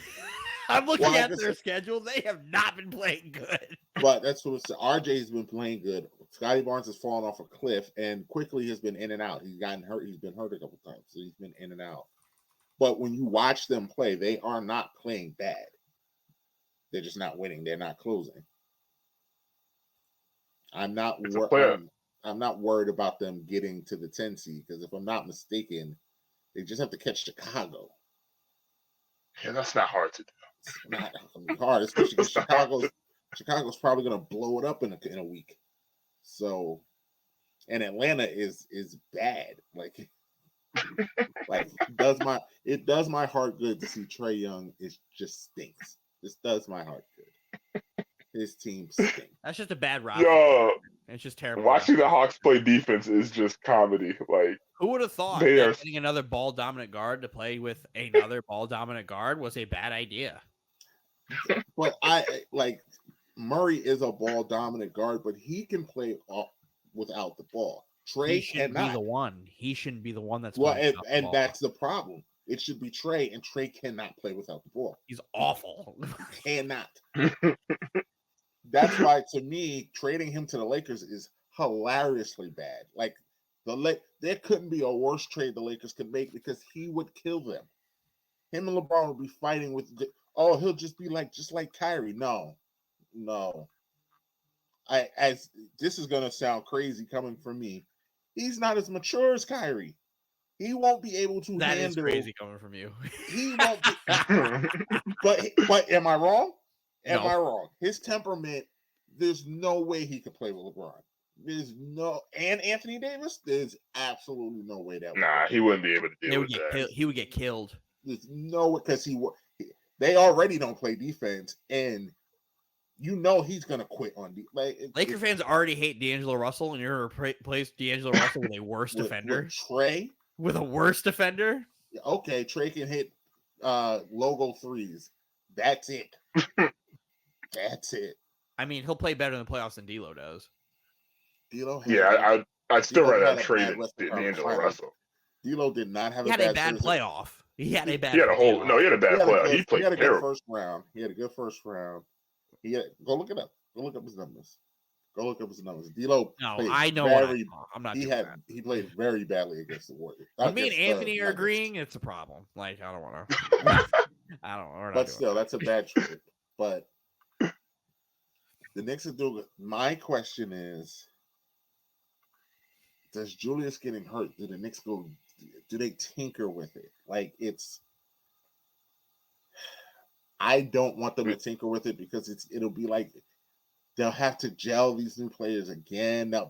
There's a lot of chemistry on this team right now. Like it works. It's because they all played together for fucking ever. Yeah, It's all the Villanova guys are on the court 35 minutes a game. If Dylan would just sign the paperwork and send it to Marks. Who's me? Listen, So the that Knicks just declined getting their Bridges own can picks back from Houston for Mikal Bridges. You think they're just going to trade me you for nothing? Yes. No. Send him release him, free him. No. You did it for KD. Set Mikal free. Set him free. We wouldn't get our own picks back. We declined to get our own for draft picks back. And we're just going to trade me all. Right. They've made it clear that him and Nick Claxton are untouchable. So they clearly are trying to do something. I lose faith, more and more faith every day as long as Spencer Dinwiddie's on this team. Yo, shout out to Ben Simmons. He had a pretty good game. Balled out. He played very well. Yeah. Got to give credit where credit's due. Exactly, Mike. No, don't get you started. I thought you was going to go into Jock Vaughn keeping him in the game and then him getting hurt on the last. Don't. Exactly. See, don't get Dylan started on. Oh, because that was man, that was bad. Why was he in the game? Welcome to my life. Tibbs does this every night, Dylan. I know that. All Jacques Vaughn does is bad rotations and like sit people. That's all he does is bad rotations and sit people. The best thing that could have happened to the Nets was Ben Simmons coming back because he was fantastic. He created immediately gets in the game, goes on a 9-0 run. Immediately. Has 4 assists in the first 2 minutes he's in the game. He was balling. He can still play. Yeah. He He was playing at a high level. Yeah, that's the part that really shocked me. Because it's like this team was supposed to work better because Ben Simmons generates more three-pointers than anybody else in basketball. He creates more open shots than anybody. And the Nets were not shooting good. And then he goes out there. And everybody starts making their threes. So it's like, take notes, Spencer. Fuck you. I mean, if Duke could stop using PTO and actually get on the court and play basketball games. I wish it was just PTO. I wish it was PTO. I wish it was a Kyrie Irving PTO situation. Kid's made of glass. Like, it's so infuriating. You guys are only a game back of the play-in. Like, you're only one game back. It's so infuriating. I looked at that play. I still don't really know how he hurt his knee. Like how he landed backwards after the block. I saw, but I'm just saying, like, he didn't do anything. It tweaked. It just decided, nope, I'm done tonight. One play too many. It tweaked, and then they went and got an MRI because he was like, hey, this is swelling. So they're going to sit him until Monday. Yeah, and I already knew, he's day to day. The second I saw he was questionable, I was like, I know what they're doing. Ben wants no part of Philadelphia. He's not. No, that's not what it is. That's definitely not what it is. He wants no part of Philly. That's definitely not what it is. He might have played because Embiid's not going to play, but he wants no part of that. No, because he played in Philly already. He played in Philly last year. Yeah, he didn't like it. No, he's literally injured. You think Philly's at peace? No. He's literally injured every time he touches the ball. He's literally injured. Mm-hmm. Why are we acting like he's scared to play in Philly? He's played in Philly. Let's look at the reality here. He's made of glass. One time. You trying to make an excuse for a man who literally is made of glass bones and paper skins because he's scared to play in Philly Terrified. when he's just like that's just stupid. Terrified. Don't do Terrified that that to him. building. Don't do that to him. That's fucked up. Shout out to Ben Simmons. If I was going to wear my Ben Simmons jersey today, You are such a if he played. fraud. What? No, I've told you my thing with Ben Simmons. You all are very much so aware of my feelings on Ben Simmons. But because last year I was mad he didn't give effort. That was my thing. It's one thing if you're injured and you're giving effort. It's another thing if you're just healthy, not giving effort, and then you're injured, not giving effort. So fuck that Ben Simmons. That Ben Simmons can go to the moon.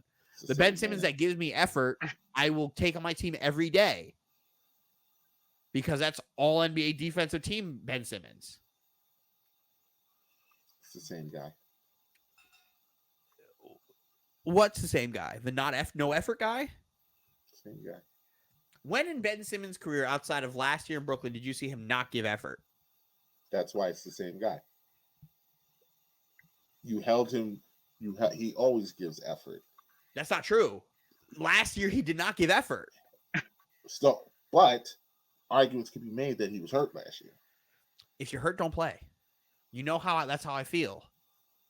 If you're hurt, tell me you're hurt. Don't tell me you're good and try to play and you look like a shell of yourself. So don't do that. So again, the Knicks packed the Nuggets up. I don't want to hear nothing. What does that do with Ben Simmons? Packed him up. He was on the floor. I don't feel like you're going to bring that up. Packed up. That's what it means. Great, fantastic. You beat the Nuggets. I don't care. We're talking about Ben Simmons, not the Nuggets. Packed him up. Tell him to go take the I know why Mike brought it up, though. No, I knew that was coming. Bang, bang. Shit like that. That's all I want. That's all I want out of Ben Simmons. I don't need 25 points for him to be LeBron James. I just need him to be better Draymond Green. That's all I want out of him. That's what I've been saying. Since we got him, I need better Draymond Green. And he can give you that. Because he's more athletic.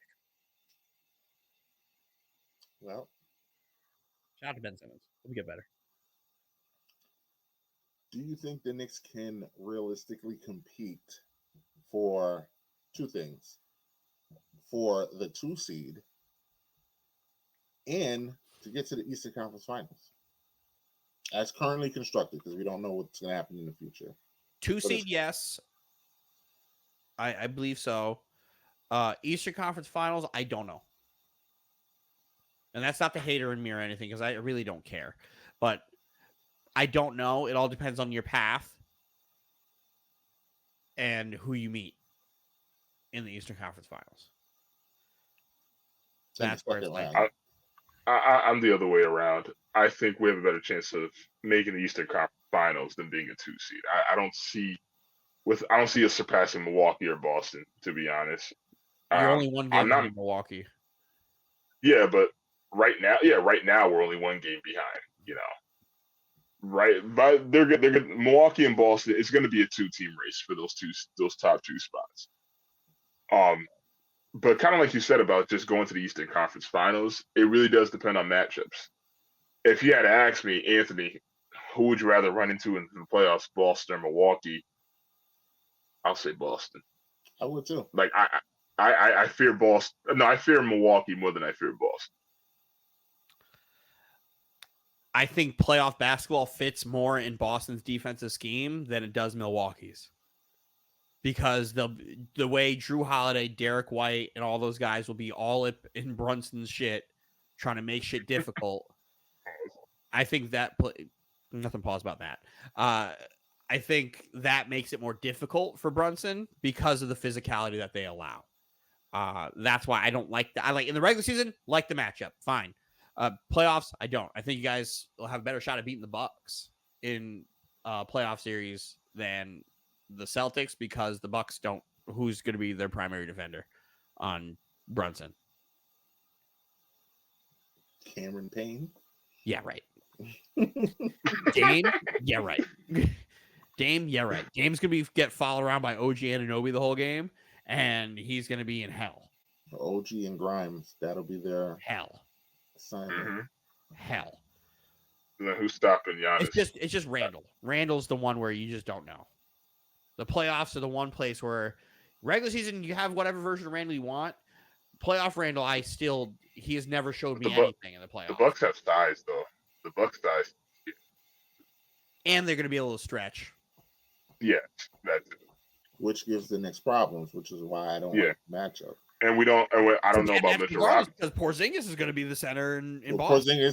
Porzingis is the kryptonite for us right now. We have to figure that puzzle out because, like I was screaming last year, and I still 1000% believe in my heart if the Knicks had played Boston last year, they would have beaten them. But Porzingis adds a different dimension to that team. And he's going to come up to play against us. Holiday because you're not getting Marcus Smart. That too. That it's a different team. So, and but I agree with Anthony. I think the Knicks do match up better with Boston. Yeah, I still rather have Boston. I think the Knicks' size bothers Boston. Mm-hmm. Milwaukee's size bothers us, but I think our size can bother Boston more than you think. I understand where you're coming from. We can slow them down. I understand where you're coming from, but I think Boston is the one team that can fight physical with you. Then so you think we have a better chance against Milwaukee? That's why I think you have a better chance with Milwaukee because Milwaukee's not going to physical you. That's the difference. I think their size is just. Giannis is going to beast them. That's what. I mean, Randall's a liability on defense, so Giannis is going to do whatever the fuck he wants. It's just you have to stop Middleton, who is whatever to me, and then Dame. And hope Dame doesn't get hot. And hope Dame just doesn't. Yeah, exactly. And hope Dame doesn't drop like 45. We already know Giannis is basically just. Mm-hmm. If Giannis is going to average 35, you guys have no chance. Which is going to happen. He's going to Giannis hasn't killed when we've played them this year. It hasn't been Giannis. It's been Dame.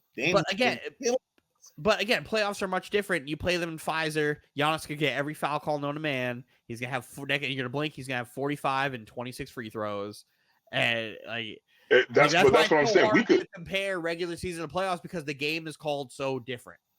That's why I don't take a lot of stock in the regular season matchups for the playoffs. It just doesn't. They're going to call everything different. They're going to let you wrestle. They're going to let you German suplex Kevin Durant if you're Grant Williams. They're just going to let you do whatever. Shit, it is what it is. Julius Randle's going to drop his shoulder. And they're going to call a charge on him, but not calling on Giannis, who elbows people and knocks teeth out of people's mouth. If you guys get a Bucks matchup, I'm rooting for the Knicks. I know you are. You can't stand Giannis. You hate Giannis, though. I think you hate his brother more than you hate Giannis. That is true. Kick Thanasis off the team to get Tony Snell a team. I know that's saying a lot. Thanasis is a fucking bum. He's a bum. When I saw those Thanasis to the Knicks rumors, I was crying. Those were very real, right? That was a very real thing. I don't know what he would do on our team. Nothing, because he doesn't do anything on the current team he has. I absolutely would take Taj Gibson over him. Tibbs would love him, though. Tibbs would find a way to put him in rotation. Terrible. Hey, look at Mike. Mike's like, I don't even want this motherfucker near me. No, give me Taj Gibson. My favorite thing was Anthony trying to say I hate his whole family. I have no problem with his two other brothers. No problem. Who, Alex and Costas? I have no problem with either one of them. Zero problems with them. They're cool. They're good money. They can come to this house. It's fine. Thanasis is public enemy number one. Public enemy number one. He's a fucking loser. He's a fucking bum. Get him off the team. I hate that man. He's taking up a roster spot from somebody who could actually contribute to that team. Or he did have that block though. Or give Tony Snell his 10 years so he can get some, health care for the rest of his fucking life.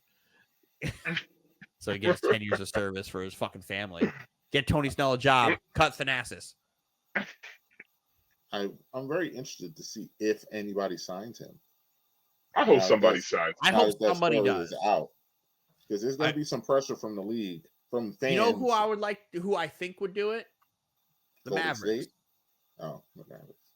I could see Mark Cuban being like, "Hey, let's do it."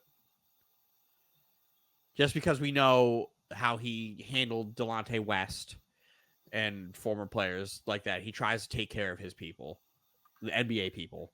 So I would hope he would at least reach out and see what's up. Shout out to Tony Snell. It sucks that the Nats is there because I feel like Doc would do something like that too. Doc would advocate for that. Maybe but he can't. It's going to be like, Giannis, your brother sucks. Giannis can go to the owners. Listen, brother, Doc, he's no good. He's no good. He tried to trade the Nassus. He take away my Oreos. He's no good. Worst accent ever. I know. I hate hearing That was actually a good. That was actually a pretty good accent. I hate hearing that too, Mike. So the Lakers. Well, the Lakers. Do you think that they're in trouble? That's the whole question. Do you think? I'm not going to go into their slide, and we all know what it is with the Lakers. They're a 500 team. Are they in trouble? Are they going to make a trade, or do you think they need to make a trade? They need to make. They're gonna try and make a trade. They need one real And bad. yes, they're in trouble. They have to find a way to get rid of D'Angelo Russell. Like, if I wasn't a Nets fan, it would make so much sense to get Dinwiddie, Royce, and Dorian Finney-Smith for that team. A bunch of shooters, and whatever Dinwiddie is. Royce and Dorian Finney-Smith as 3-and-D shooters. Dorian Finney-Smith who guard 1 through 5, shoot the 3 ball effectively, and Royce O'Neal who gives people fits, like the 1 through 3 or 4. Depending who does it, that would work perfect with them. And do that. But I'm a Nets fan, and I don't like D'Angelo Russell. So don't do that. Call somebody else. Trade him elsewhere. You're just D'Lo. What the hell is Gabe Vincent? He's injured. He's injured. He didn't play well in the little 5 seconds that he was with them. But I feel like we have to start comparing Miami Heat role players to Patriots players when they leave the Patriots. Because when the Heat players leave Miami, they're bad. And then when the Patriots players leave the Patriots, they're bad. Mm-hmm. You have to really start, like, why would you sign these guys? Why would you think they're going to be fair, they got him for cheap. They didn't break the bank. Gabe got a decent contract. It was like 3 years, $33 million. Yeah, compared to like the $2 million he was making. I think he's making over $10 million a year. Yeah, he's making I think 4. Yeah, so he's making 11. Making 11. Yeah, you have to get rid of D'Lo. That's the thing. You have to get rid of D'Lo. You have to get somebody else. I don't like the DeJounte Murray fit there. I don't either. I don't know why that's what everybody like. What that's is popping around. They just think that doesn't solve work. Everything. I don't. It doesn't work. That fits. Now him and Vanderbilt out there on the wings could be nightmare fuel for some teams, but DeJounte can get you 25 a night. He's got to buy in. I don't know if he's going to buy into just being because he would be on that team to be a 3-and-D guy, and I don't know if he wants to do that. Yeah, he got ego. He has way more ego than I originally thought. Yeah, he has way more ego than I thought he did too. Which I mean, hey, you don't get in the NBA without one. I don't know who the Lakers could go for. That I honestly don't even really know who's available. Besides Zach LaVine. Like it's I don't know what the Lakers. That's why I don't think the Lakers are going to do anything major. I really don't think they could go get Kyle Kuzma. He's available. That would be interesting. But he makes too much money. He makes a lot of money. He makes a lot. Hey, they got to get somebody because the roster they got right now. They would have to trade Reeves and D'Lo for him. And Reeves seems to be untouchable unless it's like an all-star quality player. Which go ahead. If you're trying to trade me Lakers, you keep D'Lo. I'll take Reeves. Austin Reeves fan club. Austin Reeves better than Michael Jordan. Let's bring back that meme from last playoffs.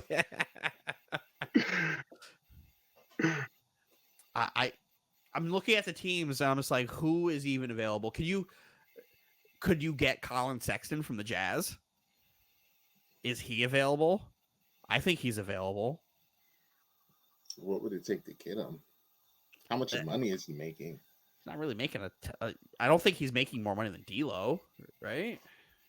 But if I might keep D'Lo then, like for all of that, I might as well just keep the player that's been in the Colin system. Sexton at least plays defense, like really good. I would take. No, he's a good defender. He's a good defender. Don't do that to Colin Sexton. Does he shoot better than D'Lo? Let's see. Because just off of eye test and off of feeling, Sexton memory, makes $17 million a year. Wow, he's 17. I didn't think he made that much. Yeah, and D'Lo makes what, like 15 to 16?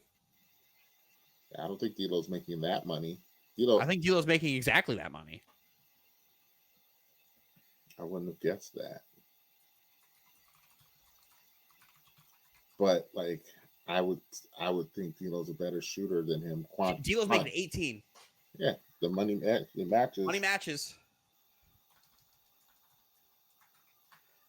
Money matches. Let's see the stats. D'Lo is shooting 47% from the field, 41% from the three on 6 attempts a game. Colin Sexton is shooting 48% from the field and 38% from three. They're the same player. Except one gives you better effort on the defense, is what they need. And one has been in the system and has chemistry with the players you have. Does he? He does.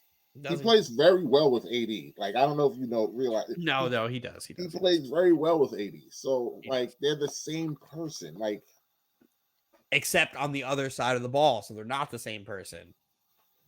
But you can hide that. Like, the Lakers. They tried. But the Lakers as a whole are not playing defense. So, like, to single out D'Lo. As a whole, don't, but in the playoffs, that's where it's glaring. It could be glaring. And it was. Remember, D'Lo played himself off the court last year because he wasn't playing on both sides. Jamal Murray was also on some other type of time. So, who would make it difficult? Who would make guarding it more difficult? He did the same thing to everybody. Miami, Phoenix. He did that to everybody. So who would make it more difficult? Colin Sexton or D'Lo? But I don't think Colin Sexton makes that much of a difference. You tell me Jamal Murray's not harder? You think Jamal Murray's not doing that to Colin Sexton? Because he's absolutely doing it. No, he is. He may have a little bit more difficulty doing it. Doesn't matter if he's still doing it. But isn't that the job of your defender to make it harder? If that's the case, why is anybody playing defense? Because stars get theirs anyway. Right? That's the long and short of it. If they're going to get 30, how do you want them to get 30? I don't think he's that much of an improvement over D'Lo that it's that much of a difference. To me, it's the same person. It's literally the same person. Okay, maybe Jamal got to work a little harder. Instead of 36, he gets 32. Or he gets 36 on fucking 40 shots as opposed to fucking 28 shots. 40's a lot. No, I'm just saying in general, because the idea of these guys is to try to make them. That's what I mean. I don't think Colin is that good of a defender that he's going to make it that much harder. Like, it's the same thing. Let's see their defensive rating. It's the same thing. D'Angelo Russell defensive rating. If D'Lo he has a 117. Really? That's crazy. Wow.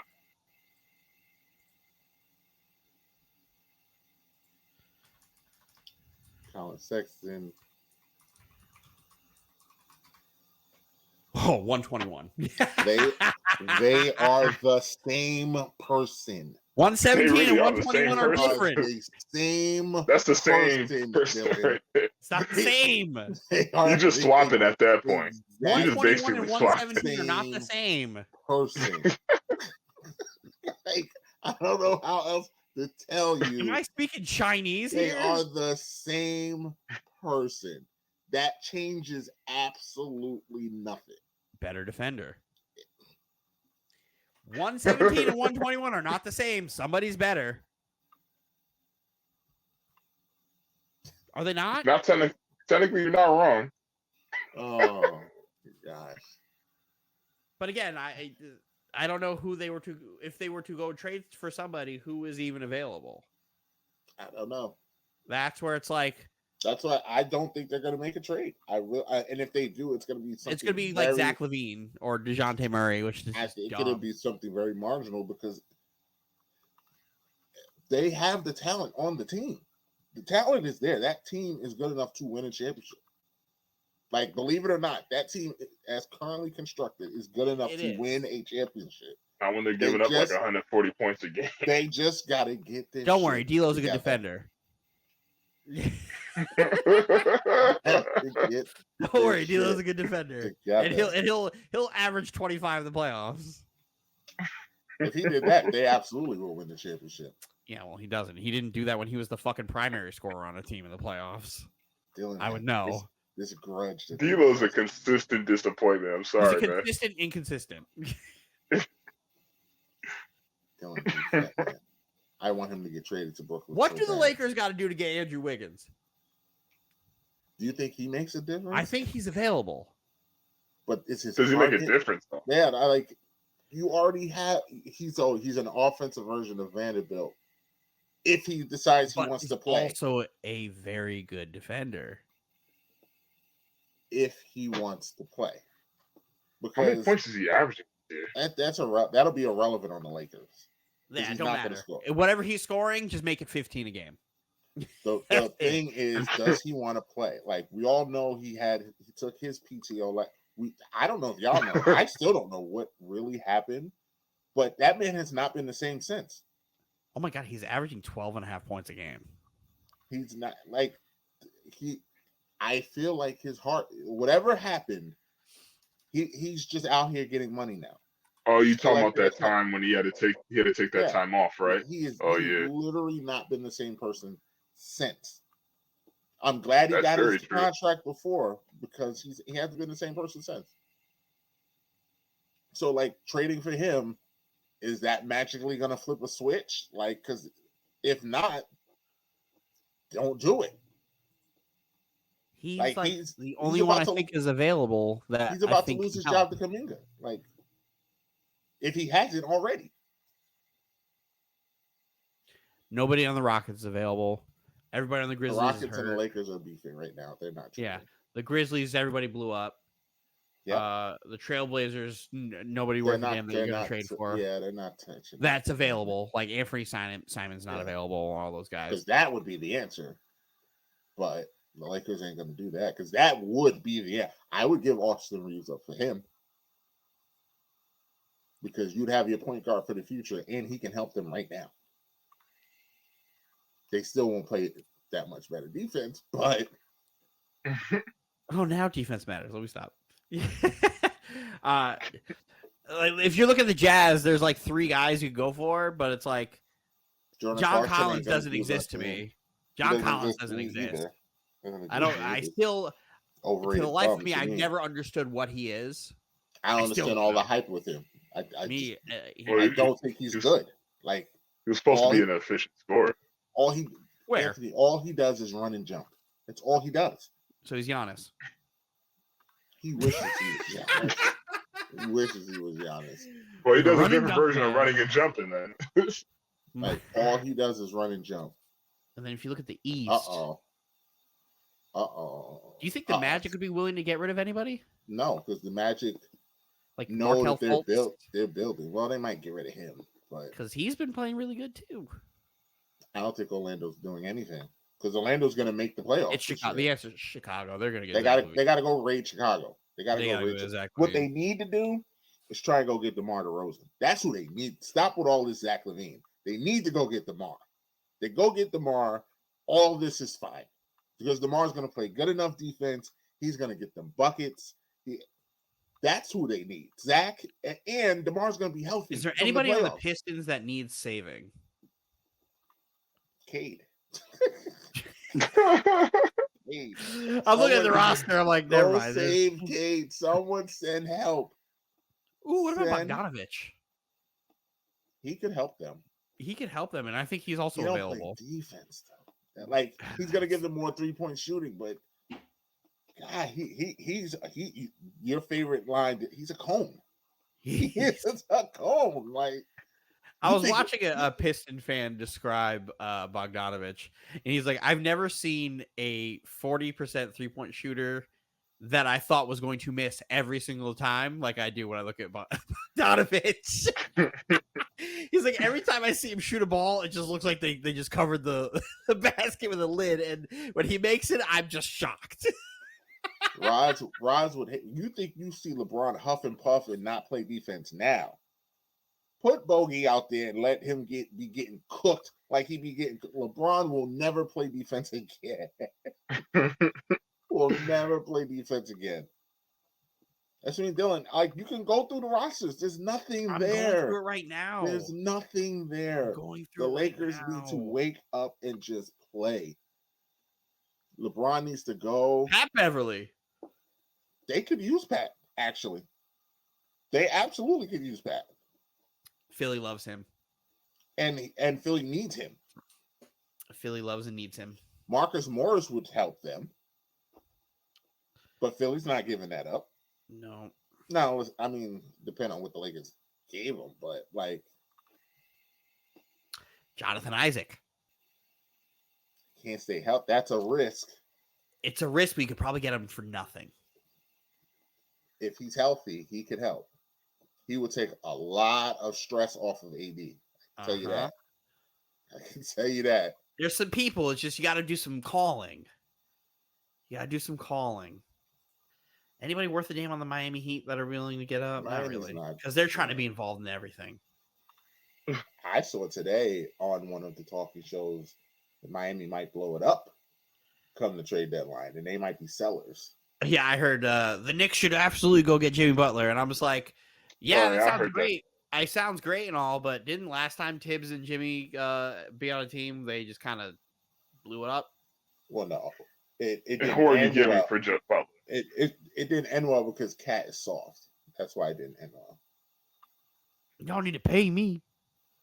But I mean, if you could just in a mystical, magical world, just place Jimmy on the Knicks, the Knicks would win. Then yeah, that works out Knicks perfectly. win the but championship. There is no magic. There's no magic world. Yeah, because what Miami's gonna want for him, the Knicks, you better off not doing it. Yeah, Better off not doing it. So yeah, I can't find a.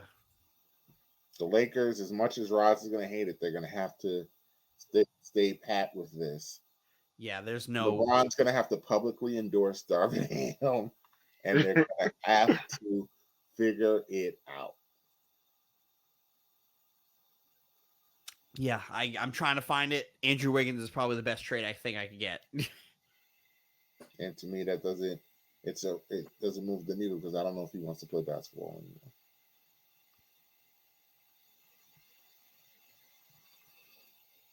So, do you like? Are we going to talk about Joel Embiid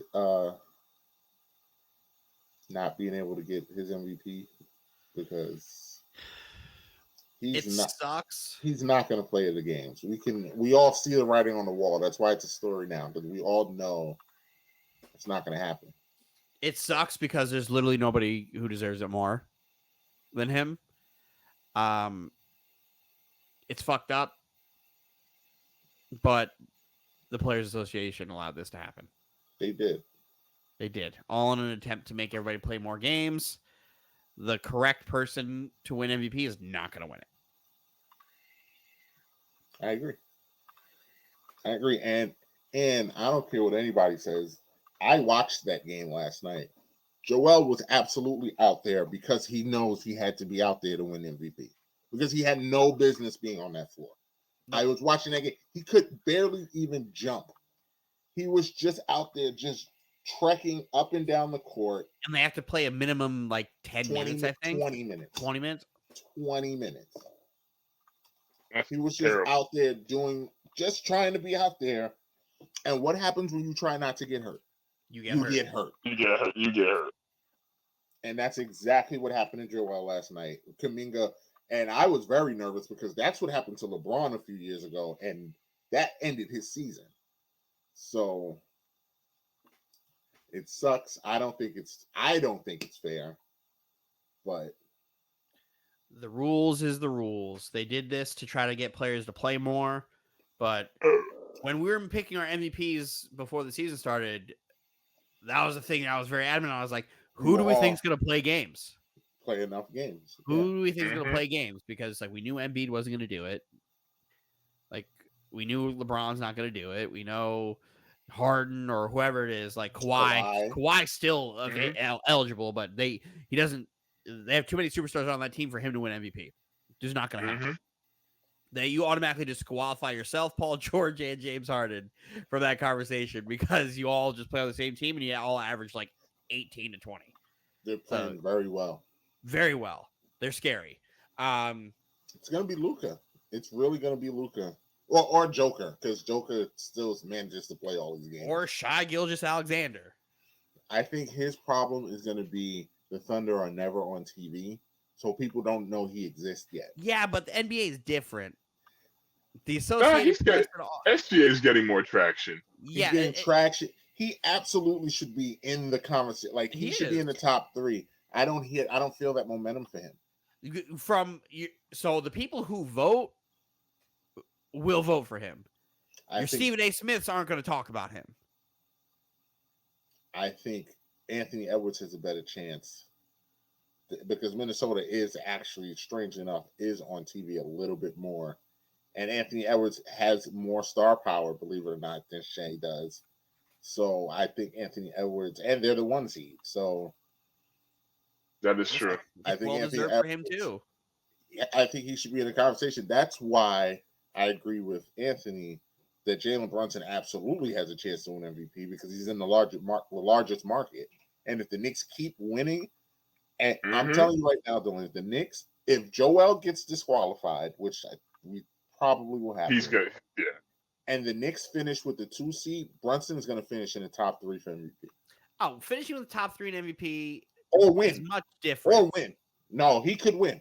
I'll put a Will Smith if you don't win it. The problem is, I would need all of my things that I just said to happen. You could get that. I'll give you that to you. The problem is Luka. Luka is the problem. I don't know how many games. A very big problem. I don't know how many. If Luka gets disqualified, Jalen Brunson, everything I just said. If the Knicks finish with the 2 seed and Embiid and Luka are disqualified, Jalen Brunson will win the MVP. But I don't know where Luka's going to be with that. Because if Luka qualifies, Luka's going to win. He's going to win. It's especially the numbers he's putting up. Especially if the Mavericks finish like outside of the play-in, like they're just a regular top 6 seed. Luka's going to win it. Like it's all there. He's had his 73-point game. I don't think. I just looked at Shai's numbers. No. No, I'm not disagreeing with you. No, I'm not saying who that's deserves what I'm saying. it. You could take Luka out, you could take Joel out based off of Shai Gilgeous-Alexander's numbers alone. No, the narrative, though, I'm telling you, the narrative is going to skew towards Luka because he's on dude's TV averaging all 31 on 55% shooting, and his numbers are going to be insane.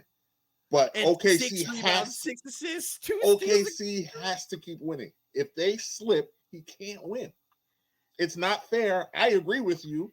I think he should be right there, but I don't think it's good. I don't think he's good. I don't think he has a chance yet. Listen, you put up those numbers on a winning team, you have a chance. They have to keep winning. The chance, to be honest. They have to keep winning. The chance. But I'm telling you right now, if the Mavericks are there and Luka is eligible, we can all go home. We can all go home. Pretty much. And believe it or not, there's a certain Greek fellow that also has an argument for this too. There's a lot of turmoil with that team right now. Yeah, but regardless, if it's a team that succeeds, you got a guy who's averaging 30 points a game with 11 rebounds, 6 assists on 60% shooting. Giannis should be in it every year.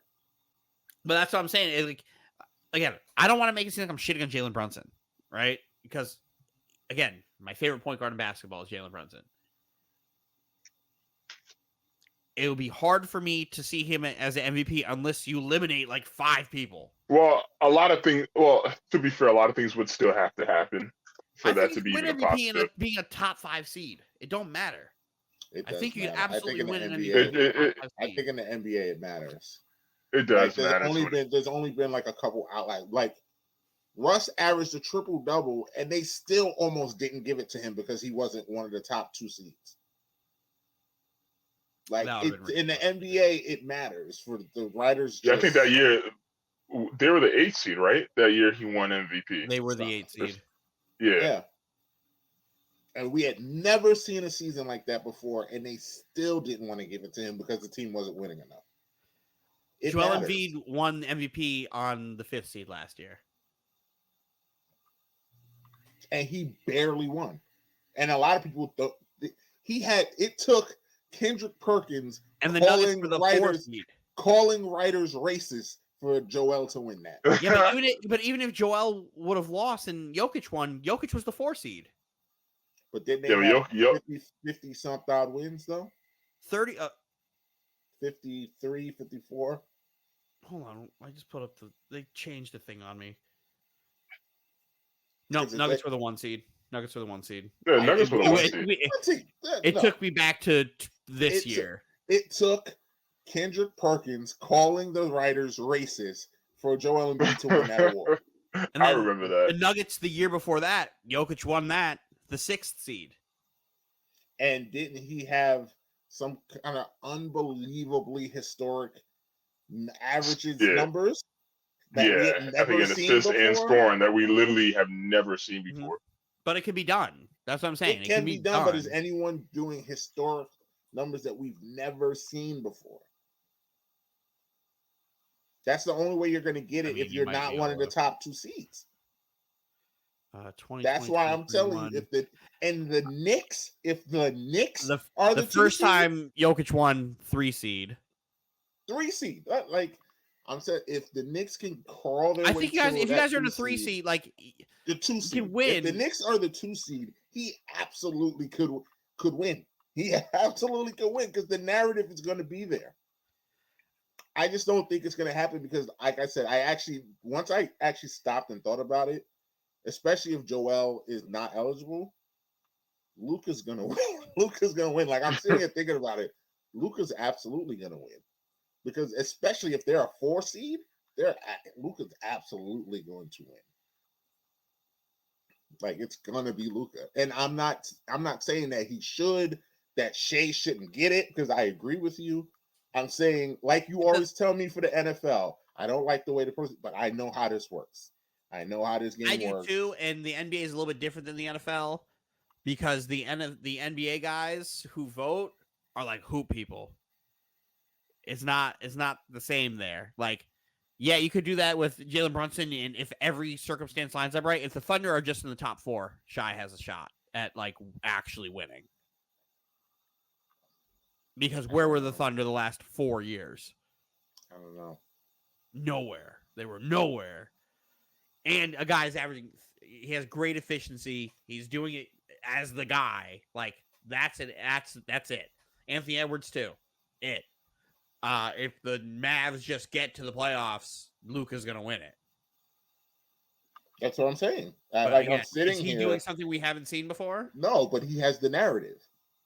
He has the story. He has the writers. He has the narrative. If the Mavericks are aiming from 5 or above, Luka is going to You're being win. more generous. I think 7. If they get 7, he wins. I think 7 seed he wins. All he has to do is get to the playoff, not the play-in. He gets in the playoffs. That's what I mean. If they get in the playoffs, I think Luka, that's what I'm saying. Like you have your opportunities to win it, and this is one of those years where nobody has to do anything spectacular. You just have to be fucking awesome. But my argument to Luka, because I think Luka is going to win. But like I said, this is all in the hypothetical that Joel can't win. Because if Joel somehow they piece him together, Let's already do it. He can't win. Say, unless they piece him together and he manages to get Gorilla Glue and tape. Joel will win. But we're gonna assume that he's not going to because he only has 5 games left. So I think Luka can win, but I'm telling you, watch out for whoever is the best player on those top 2 seeds or 3 seeds in both conferences. And that includes, and if they're having special years. So if the Knicks are the 2 seed, Brunson has a chance. But Brunson's not having a special year. That's the difference. He's having a great year. He's not having a special year. But when you incorporate the Knicks being the 2 seed, that's where that comes into play.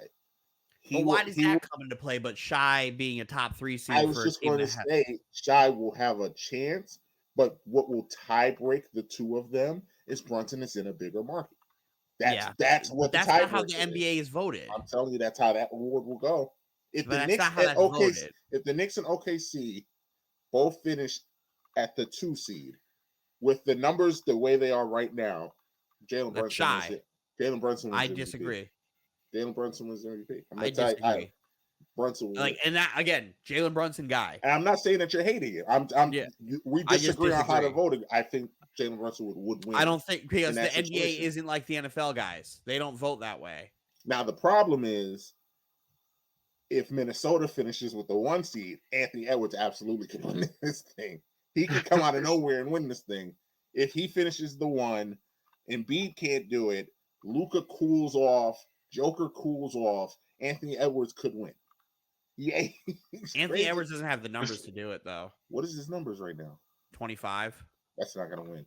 That's not going to win. That's not going to win at all. You can stop right there. 25. You got to be at least 30. 30 is the minimum. 29. He's 25, 5 and 5. Yeah. His numbers aren't that far off from Jalen Brunson's.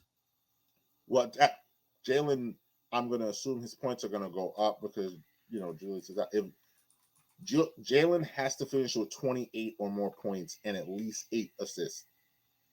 28 and 8, you can win. He's at 26 and 6.5. Just a little uptick. And 3.8. So their stats are pretty much the same. Edwards is 25, 5 and 5. Brunson's 26. I would round it to 4 and 6. And even still, Shai blows those numbers away. Shai does blow those numbers away. Shai has to blow those numbers away because of the market that he's in. Yeah, if Brunson were to win, I'd be happy. Like I would love to see Brunson. Realistically, it's still going to be a long shot. Yeah, we're asking for a lot to happen because the Knicks still have to get to the 2 seed. The Knicks are what, 4 right now? No, we're 3. We're the 3 seed. We're the 3 seed. You're 3. You're 3 right now. Yeah. If Brunson were to average 28 and 8, and you're the 4 seed, he's still in the race. I don't think you need all these magical things to happen. He's in the race right now. No, I do because we're talking about winning. Because even minus Embiid, there's still like 4 or 5 other people that are easily in front of Brunson. Like even if he achieved that 28 and 8, you still got Giannis. I just typed in Kevin Durant's numbers. How do you argue that? Yeah, but he's not a star-studded team though. Yeah, his star-studded team doesn't play. But he doesn't have the narrative. Booker absolutely has been playing. What do you know? Have you seen Booker? He doesn't have the story. He doesn't have the narrative. Realistically, when you look at the numbers, Kevin Durant is carrying that team. But when you look at the narrative and you look at what's going, like how people perceive the team, Kevin's just ho-hum. He's just it's the quietest 28. He might even be averaging 30. He's averaging 27. The quietest 27 you'll ever He's having another 50, 40, 90 season right now. And you wouldn't even know that. That's what I mean. Even know that the narrative, he doesn't have the momentum for that. So that's the NBA more than anything to me is narrative driven. Like it was Joel's year. He's averaging 28. He's averaging 28 on 53% from the field, 45% from 3. Wait, what's Booker averaging? 28. Yeah, they're averaging. Man, he's not carrying that team. Hey, come on. What are we talking about? KD's carrying the Suns. KD's carrying that. Booker. No way, man. I know Booker's going off. Booker's been going off for like the past 2 weeks, man. Again, if you take away those large outbursts of scoring, Booker's averaging like 24 a game. KD has been consistent. He's a number one option. They've been on TV. I've watched them enough. I see how they play. If they play through KD, and it's Booker, almost like said when this happened. Anthony, I'm gonna tell you what Booker is feasting on those number 2 defenders. He's feasting on them.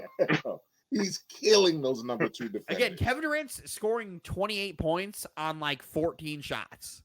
And then Booker's shooting the ball 26 times a game. Like I said, because the Suns have been on TV a lot lately. I've been watching them, it's actually very interesting and fun to watch. Both of them feast on the number 2 defender. Whenever the number 1 defender goes on KD, then they go through Booker. When they go, he's hot, let's switch. Then the other one gets the ball and the other one starts cooking. So like it's actually very fun. Their offense is very fun to watch. Like it's pretty basketball. And then there's Bradley Beal. And Bradley Beal has been sitting there and killing the catch and like he's their bailout guy and he's very good at it. But they're not. They're They're going going to get swept in the post. It's a really good bailout. They're going to get swept in the postseason. They're going to be a problem in the playoffs. They're going to get swept in the postseason. I don't care. They're going to get swept in the postseason. Mike, remember. Mike, remember, they're going to get swept in the postseason. The Clippers will dog walk this team. I'm telling you, the Clippers would dog walk this team. When we went to the barbershop, what did Mario say when we told him he what I picked said? The Clippers too. He said he goes, they'd be lucky if they get any. Yeah, he can spin the wheel too. He can spin the wheel. You have to play defense to win in the postseason. This team does not. We will see in a couple of months. This team does not. We already said that the regular season and the postseason are completely different because how the games are officiated and how they let players play. They don't have a guy like that on that team. Can't wait. They don't. All right. Ooh, postseason gonna be fun. It will be. It's gonna be fun. Let's move on. We don't have much time. I do, since we're here. Breezy's not here. What better time than to talk about the Royal Rumble? Me and Dylan, it's the 1 year anniversary of me and Dylan having our only episode taken down. Our only episode to be struck down is because we talked about the Royal Rumble last year. I think it was one of the first times we had a 2-man show too. Yep.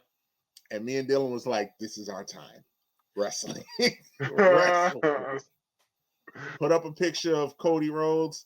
And that was the end of that. No, it was a whole ass video. It was a whole his intro because I wanted to hear the whoa.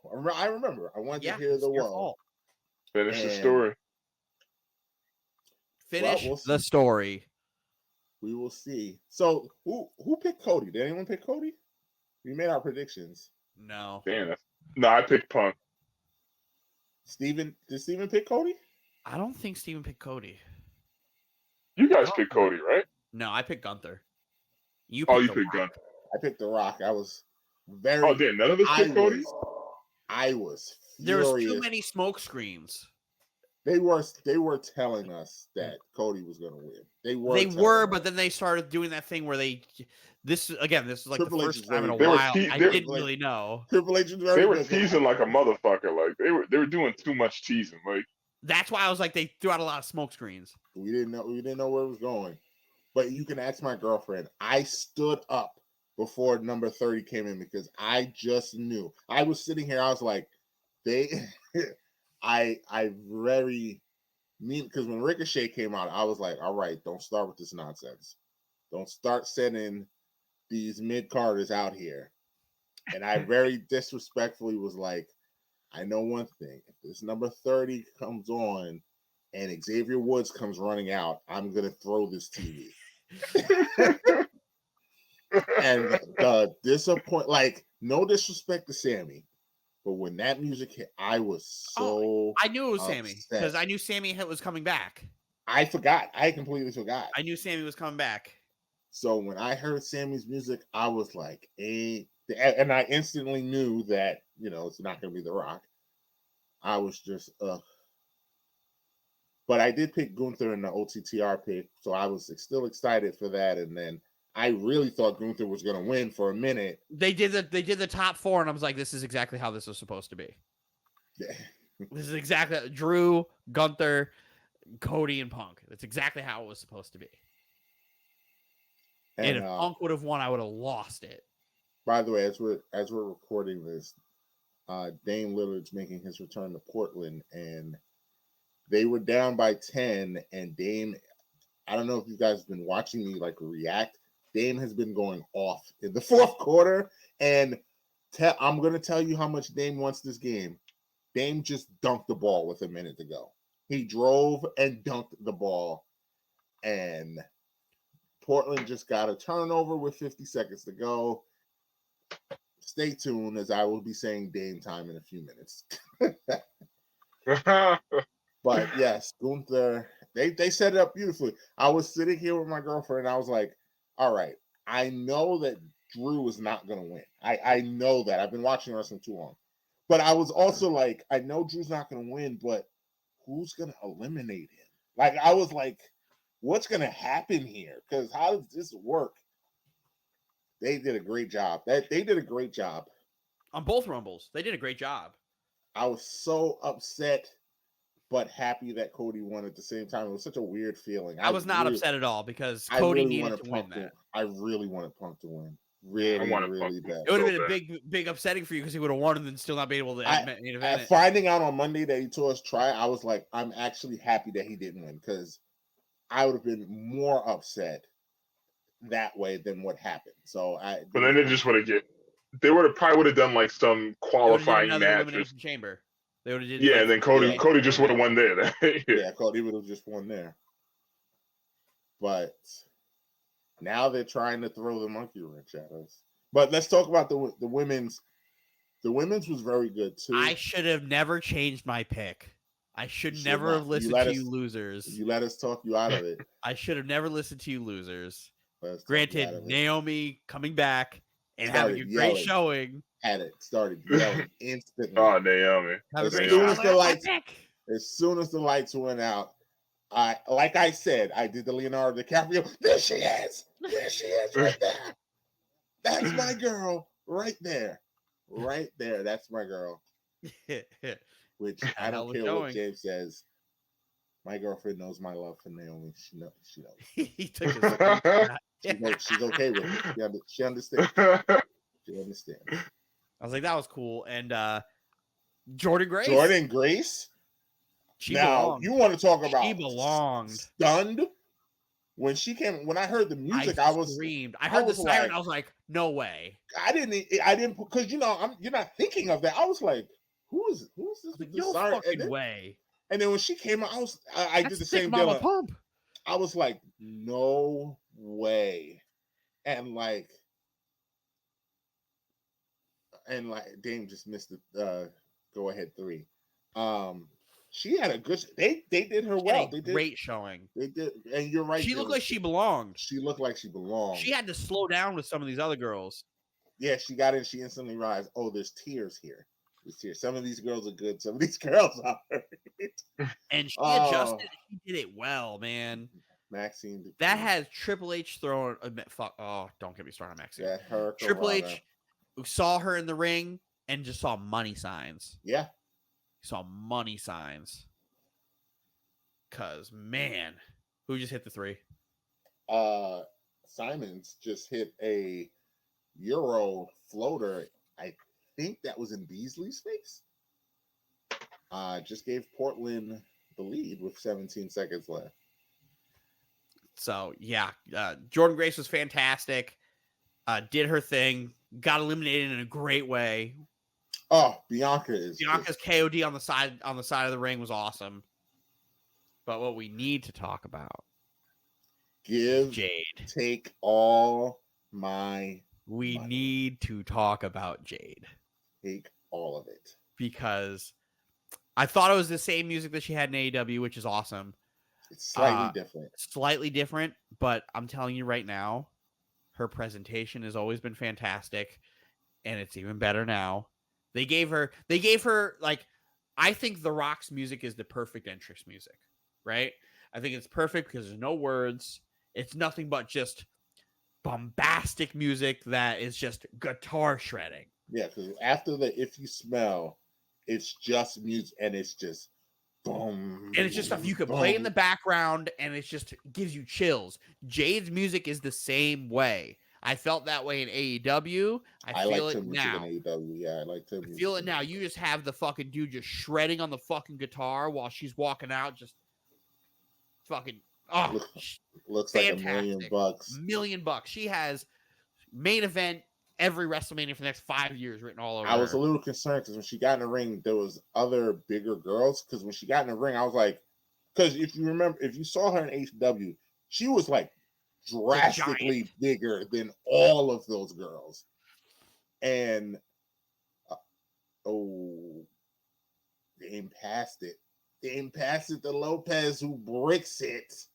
Oh, Dame, you should have been the hero. You should have been the hero. He made the right basketball play, and Brooke Lopez bricked the three. Shocker. Net legend. She was significantly bigger than all of those girls in AEW, and that's what added to her mystique and heart. Like, she was just, none of them physically could do match with anything. her. It was Statlander's the only one. She got in the WWE ring, and it was like, oh, Nida's just as big as her. Bianca is the same size as her, which makes me like, man, Bianca would be a monster in AEW. But they're the same size. Naomi actually isn't that much smaller than her. No. And Jade is carved from fucking marble. Yes. So, but she had a great show. She came in, and I told Janice, I was like, nobody's getting Nia. They got rid of Dewdrop. Wow. They got rid of Piper. I was like, nobody there's gonna eliminate her. I was like, Jade's gonna come out like now and be the one who has like her superstar moment. And she came out. I was like, there it is. And she's gonna eliminate Nia Jax by herself. And she went. She just straight up lifted that fucking girl up twice, and threw her picked twice her up, by posed, herself, threw her ass over, posed, dropped her, picked her up again, and threw her out. And I was like, that's it. That's a star making performance right there. And she hung in there and she did her thing. And then when her and Bianca both had them up over their heads looking at each other, I was like, they gave us 15 seconds of like, take my money. Oh my God. I also would like to give a shout out to the NXT girls. They did their thing. Because the new generation. Roxanne Perez is already one of my favorites. Tiffany Stratton is also Tiffany Stratton has got it. She's going to be the new Charlotte.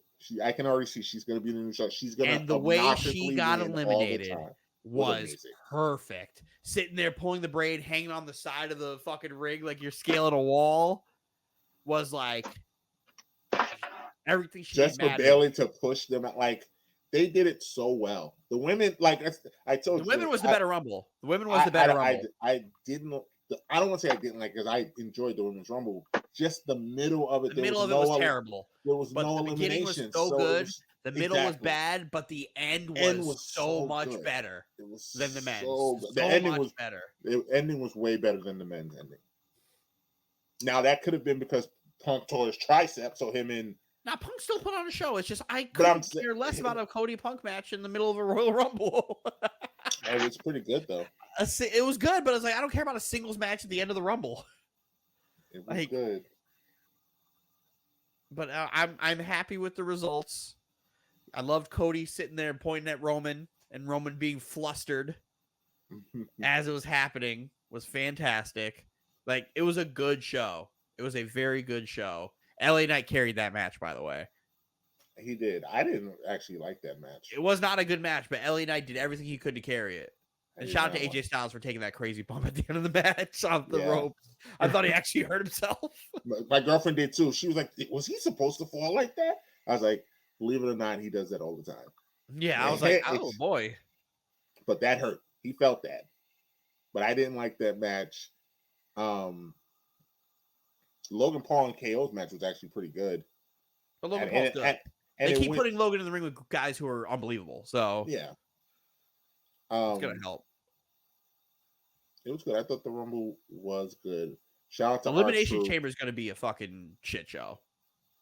Yeah, I don't know what they're going to do. It's going to be a shit show because no Seth, no Roman, no Punk. Cody doesn't need to be there.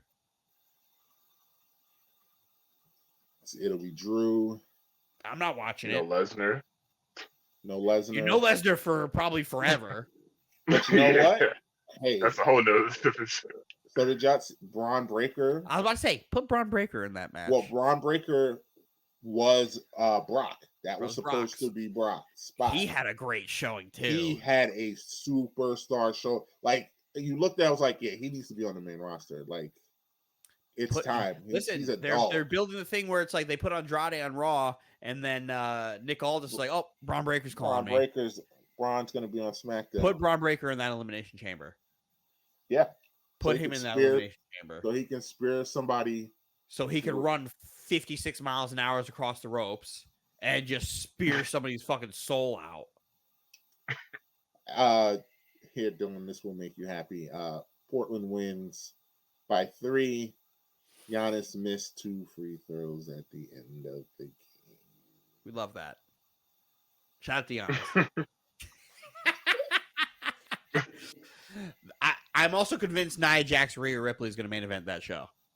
I am too. I've been saying that's There's why no way Rhea wasn't going to main event that show. Because who else is going to do it? Pretty Deadly, Grayson Waller. He's going to get a pop too. He's going to get a massive pop. He's going to get a pop, but it's going to be what? LA Knight's going to be in it more than likely, right? Drew McIntyre. But like, are they going to do 2? What do you mean? Like, are they going to do 2 chambers? Yeah, why not? A Raw and a SmackDown one, or no? You're going to have to put everybody in it. You're just going to do a mixed men's and a mixed women's, which Mhm. means crossover appearances. It's that time of the year where the brands You're building don't shows. exist. You're brands you're don't building exist Mania. anymore. So, Because if Yeah, Cody picks Roman, he's going to be on SmackDown every week. but then they just teased us that he might not pick Roman. I think the Which- biggest mistake they can make would be which- that. I think so too, but that cracks the door for The Rock. That's what that does. Because as Oh soon yeah, as that's right. Steph did that, I was like, The Rock is really going to come back. He's really going to pop They up. don't need to do this right now. That's the problem. They don't need to do this right now. It needs to It's be gonna create a lot of buzz though. But it needs more time. Rock needs to come back like Friday. Yeah, it He needs more needs to time come back like for Friday. it to work. For The Rock to be in the shape to have this match, he needs time. That's why it's like you can't force this. Maybe they put And- The Rock in the chamber. I highly doubt that. Highly but doubt that. Too much money, but Highly doubt that. But it's I mean, you exactly could what I put said to Roz you in the, could put him in the group chat. chamber and just let him come out last. Just let Roman lose to Cody. Let Roman take months off, and then start that build from SummerSlam to Mania. To be the only thing Roman's going to be doing is interacting with The Rock whenever he's on TV every other month, Mhm. and just take the belt off of him. Like that feud does not. The head of the table is the championship. You don't need anything else. For Roman to get beaten one time in fucking 3 years, that's okay. It's okay. Mhm. So don't fucking rush it to have a shitty match because The Rock can't fucking go for more than 5 minutes. Because he's fucking gassed. You don't know that yet. Seen that before. He was gassed fucking doing the people's elbow to Jinder. I was also afraid Jinder was going to come out 30, and I again would have thrown my TV through the wall if that would have happened. That would have been hilarious. I would have loved that. I hate Jinder, but I would have loved that. Also, this whole Imperium versus New Day thing. It's got Big E written all over I it. would say it better be living up to Big E. It better be Big E beating Gunther for that fucking title. Because I'm going to lose my shit if that I happens. need that. All we hear is Wale while we're in Philly. Lose it. I'll lose it. Y'all want to go big? Then say that. Oh, lose it. You gotta be ready, right? But they're kind of teasing a heel turn for them. So Gunther needs to lose that title. he does. Gunther's also not going to be at Elimination Chamber. They can throw him in there. No, he has. Well, he visa can't issues. be. Oh, Yeah, he can't leave because he's still trying to do something about his nationalization, whatever the fuck it is. So he can't leave the United States right now. Oh damn. So you can't have Gunther in that this match. chamber's gonna be trash. It's already on at like 4 a.m. I'm not watching it. Oh, I had already when I saw that they was literally going live at that time. I was like, yeah, I'll watch that when I get up. See you later. I may not watch it. If I don't watch it live, I'm not watching it because I'm going to see all the results on Oh, no, fucking Twitter. Just don't touch my phone. I can't do that. I absolutely live don't. on Twitter. That's a you problem. It's a great problem to have. I get breaking news when it breaks. That's a you problem. Shut up. On that note, make sure you hit the like, share, and subscribe button for us. Join us next week for our Super Bowl preview show.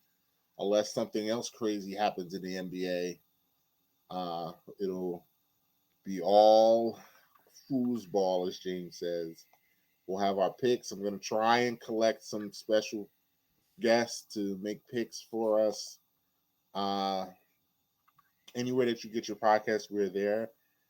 Apple Podcasts, Google Podcasts, Spotify, Twitch, Amazon Music, iHeartRadio. We're on all of those platforms. Visual version on YouTube. We thank you all for joining us. That's really it. No one has to do any spins, right? Mike Ortiz has refused the sushi challenge. He wants something else. So I don't know if we want to spin the wheel again. That's Or not just- the rules. The integrity of the wheel is being in question. It's Oh Respect god. the wheel, Mike Ortiz. he's not eating sushi. He doesn't. What's the sushi challenge?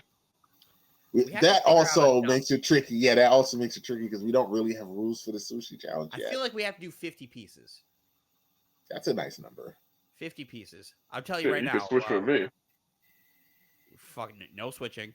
Me and Janice went to get sushi last Saturday. Sushi That's X. tough. Sushi House. Okay. Where's that at again?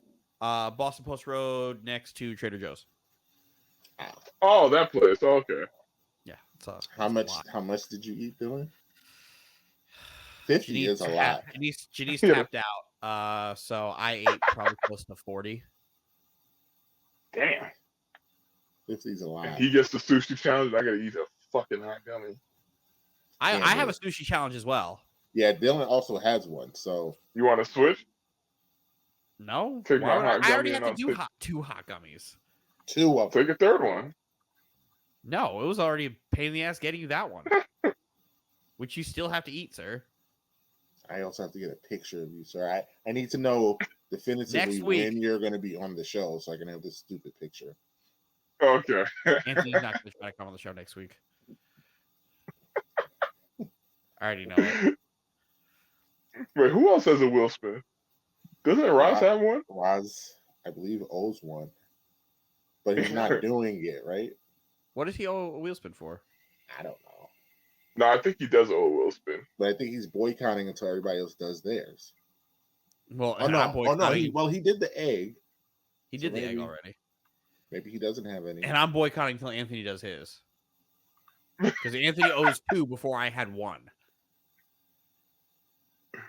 We This still is have to get- blasphemy. we have to- Eventually, Absolute we have to blasphemy. like start holding each other accountable to do the shit in order. Yes. And Anthony's approaching a year. Which I would say we need to do this before March Madness. We need to clear the slate before changes. Oh, are, yeah. Before changes are made, we need to clear the slate.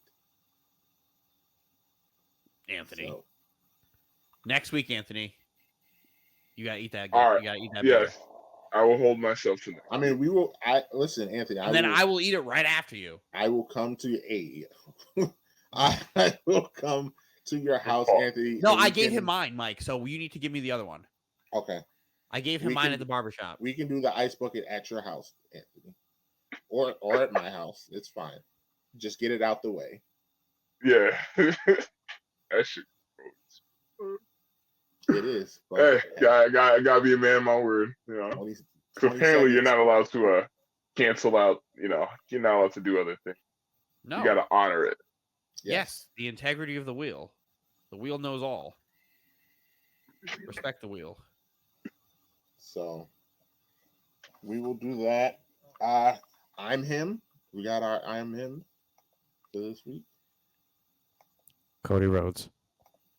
Yeah, I had a feeling you were going to say that. Adrenaline in my soul. 2-time winner, Cody Rhodes. Finish the story, Cody. Out Finish the the curtain, story. lights go off. I'm home. Finish the story, Cody. That's it. Just do it. Please Fucking don't, finish the story. because if I he swear to God, doesn't- if we go to WrestleMania and Cody fucking loses, I will fucking jump off. I'm telling That you, would be Jump off the that fucking. that would be hilarious. And you know what? I Anthony. could see a world in that happening. I can too. Anthony, I saw it last year. If I see it again, I saw it live last year. I will commit harm. Anthony, it's a top 3 all-time wrestling moment for me. Walking out of SoFi with the Cody fans' tears while I had my Roman shirt on, No. playing his song on my phone as I walked out. No. It's a top. The only reason Yeah, it's but not Mike, number it's time one. now. It's The only time reason now. it's not number one is because I saw Kofi win live, and That's awesome. that's the number one. That's moment. awesome. It's the That's number Because one. when the Usos lost the belts last WrestleMania, I was That like, was okay, a moment too. yeah, that was a moment right there. I was like, okay, Roman definitely has First to tag lose. team Like main this has event? to be Cody's year. Like this has to be Cody's Like, year. And I then was Cody okay just- with Cody losing last year. I was. Would you be okay with him losing again? No, because that's a waste. That's a waste of it. Like, eventually, you have to finish this like character arc, or else it's completely wasted. I can see And nobody Cody will losing care. again. But nobody Crazy cares. enough, I can see Cody losing again. I can see Then them you doing are it. at risk of making people not care about the biggest babyface in the company. Or You you can have him can't- face someone else and just do Rock Reigns. Again, they're gonna rush that and it's gonna be dog shit. Because Roman Well, if the matches Rock's are in somewhat very decent, long. if the Rock's in somewhat decent wrestling shape, I mean, it could That's the still thing, be a I- good match. He is. He's also 50 something. Yeah, he's old. We don't see the Undertaker wrestle how many matches into his And he damn was late bad 50s? for the last decade. he was bad for the last like Nah, 15 there were like years. there was one or two of the matches he was pretty good, When? but no, When? I- WrestleMania 30? I've been to 5 WrestleManias. The Undertaker has wrestled at all 5 of them. He was good in 2 of them. yeah, there was like 2 of them where he wasn't too bad. The What, one the in Bra- the one the in New Brock Orleans. match? The one in New Orleans, he was very good against Cena. The one in New Orleans against he Oh, looked very good. Yeah, he honestly looked like he could have wrestled 10, 15 minutes that night. And they Because Cena just- was just selling him everything. and what's the other one that I saw him? The one versus Roman was not good. Not in good. Orlando. No. No, that wasn't good at all. His last one was the AJ Styles match, the Boneyard match. And that That was a was cinematic good. match. So That's yeah, one of the they movie made- matches where he didn't really have to do anything. He just had to beat people Yeah, up. but it was still good though. Real match. He didn't have a yeah. I don't think he had a match at the New York one. No. No, he didn't. No. Yeah. Oh, well, there you go. His last good match was the Brock match. Well, that was his last great match. His last good match was the Bray one, the next year Mhm. or That the year was good. after. But again, that's 12, 13 But his years ago. one-off matches were good. Some of them were good. Some of them. Yeah, weren't. when they're all 30 seconds long. And he doesn't have to do anything. I have to go back. I'd have to go back and look. Yeah, because there are a lot of his matches. He's just old, bro. He just can't move.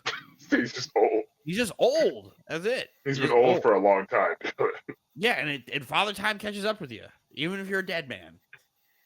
Father Time eventually has to catch up to you. Like, so it's like The Rock. The Rock is known to be gassed as he's gotten older and just massive muscles.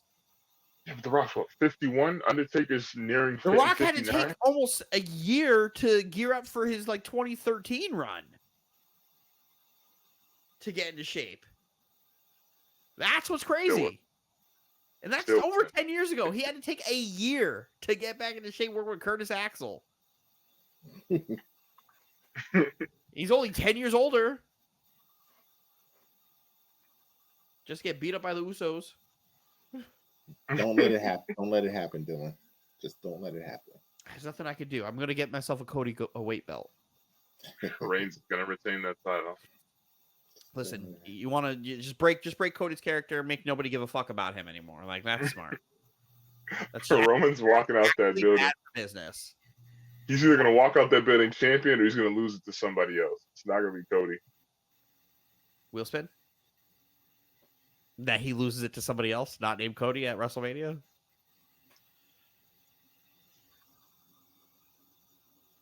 Do a money bet. No, wheel spin.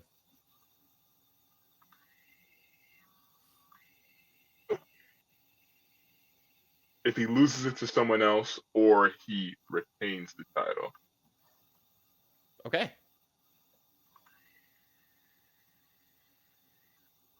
Yeah, fuck it, I'll do it today. Oh, okay. Handshake. Give me. I was about to call him pussy live. I wouldn't have done that bet, Anthony. But Hey man, go hard or go home, man. well, Because if he has a match with anybody not named Cody, he's not winning. I mean, he's not losing. He's not going to lose that. well, that's what I be telling you. Better hope it's Cody. No, it's Cody. Well, if he retains against Cody, he didn't say it's not retains in general. I said no. No, he said retains. I said retains. That's what he said retains. I said it.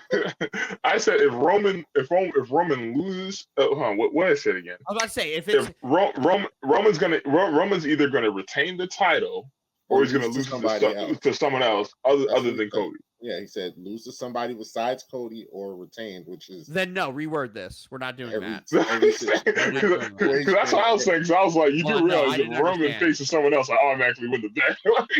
That I'm not doing that. We're rewording. That's why I didn't understand why y'all were doing this so early. Like, no, you don't even know what the card. We haven't even seen. That's why I said yes. That's why I said yes. If Roman faces Cody, Cody's win, and Cody's got to win. I'll wheel spin. He wins against Cody, but if he faces anybody else, he's gonna retain. So it's like, but how are you so sure of that? I've been watching wrestling my entire life. I've been able to predict the majority of outcomes in wrestling because it's right there in our faces. Triple H is throwing a smokescreen out with Seth Rollins. Again, I know this business well enough to understand that if you don't let Cody win, he's never going to win, and people are going to stop caring about him when he comes out.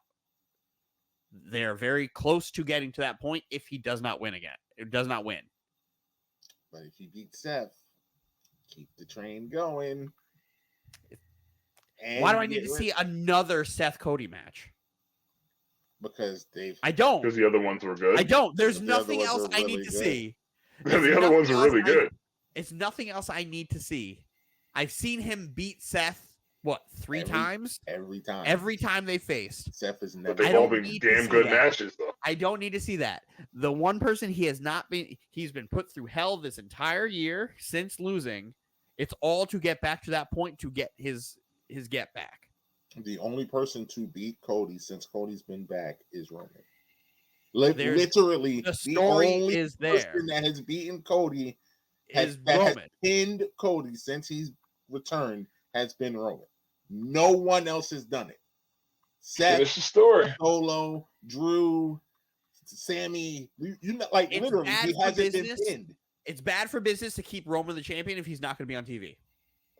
But here's the thing, people said that last year. I know you saying people. No, but last people year said that last year. Doing it. I understand not doing it last year because there was no real build. As Cody came, won the Rumble. No, they had the build last year. No, there was build. They had the build. They had build. He didn't go through enough to earn it. That's the difference. People just wanted him to win because it's like it's Cody Rhodes just came back from AEW, haven't been the title, blah blah blah. And he tore his pec off the bone, and we all like I get that. Match. I get that, but it's like now you put him through that extra work. You cannot have Roman be the champion anymore. It's got to that point where it's like it doesn't make any sense. He's ran through the entire roster. How can you keep him with the belt? Cena ran through the entire roster for a whole decade plus. And they were wrong for that too. The problem is Cena wasn't trying to go and take time off. Cena was there every week. Roman's trying to take time off and be in movies. He's not trying, he is. Yeah, Cena wasn't doing that.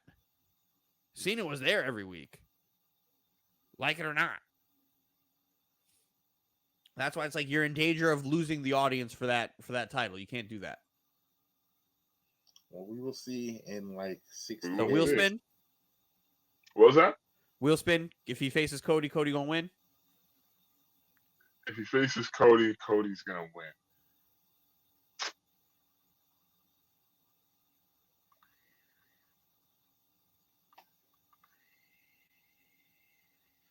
All right, I'll let you know next week. Yeah, no, yeah, see, pussy.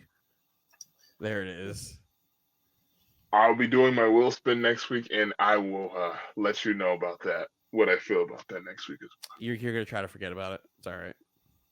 How can I try to forget about it by literally saying it on air right You say a lot of things on air, then you just run away from.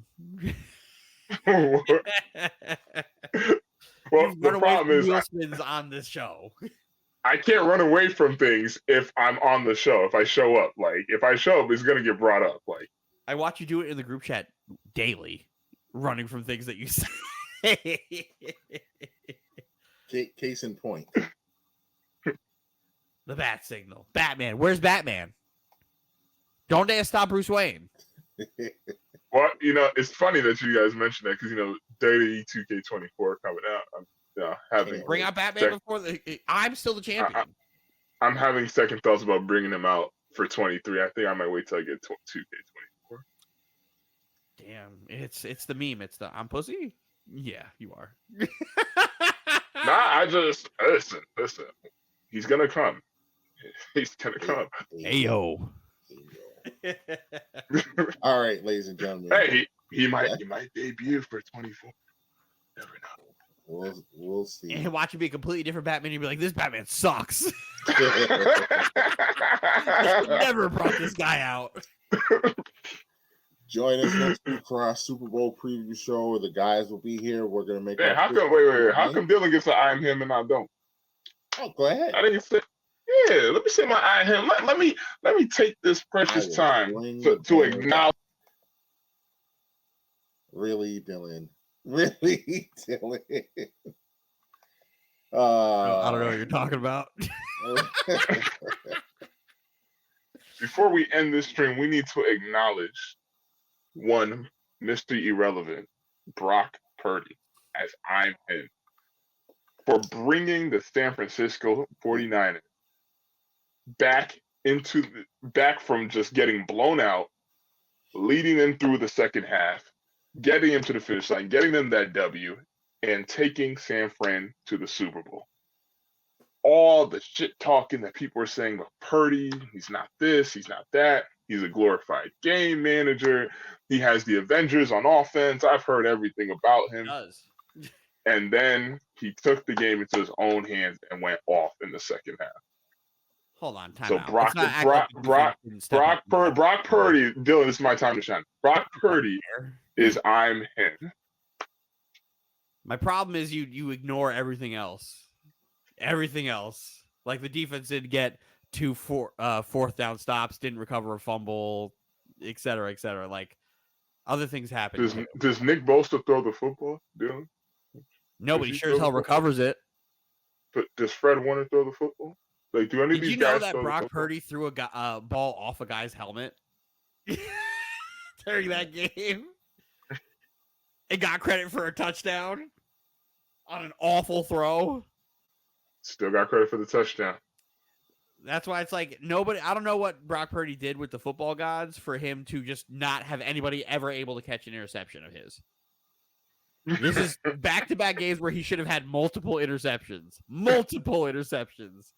That just guys just become stupid when he throws the football. Hits homeboy in the face. Egregious. Shout out to Brock Purdy. Well, I'm him.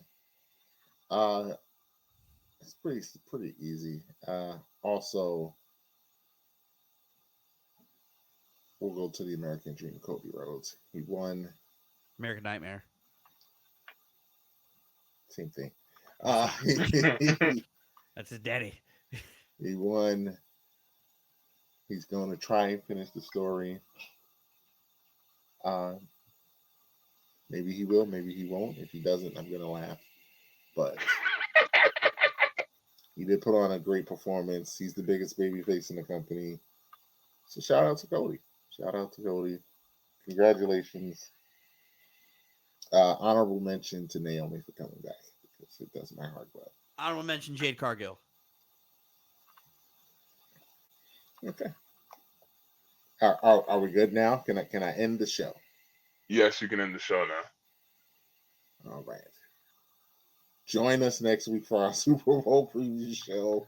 We're gonna make pick predictions, maybe talk about some prop bets. We'll have a good time. Dylan, see if Dylan's still the hottest gambler in the world. It's the one game of the year. I covered both spreads last week, so I don't want to hear Oh, shit. God. It's the one game of the year that I actually gamble on. So we will see if Dylan talks me into anything to a parlay. What color But- Gatorade's getting poured on the winner? Yellow. Oh. Purple. It's gonna be purple Gatorade. I'm calling it. But from us to you, we say good night. We'll see you do. Shout out to the Grammys this week. Check out our Instagram page. We'll keep you updated on our picks with that stuff. Yeah, whatever. She's not gonna win. Yeah, good night.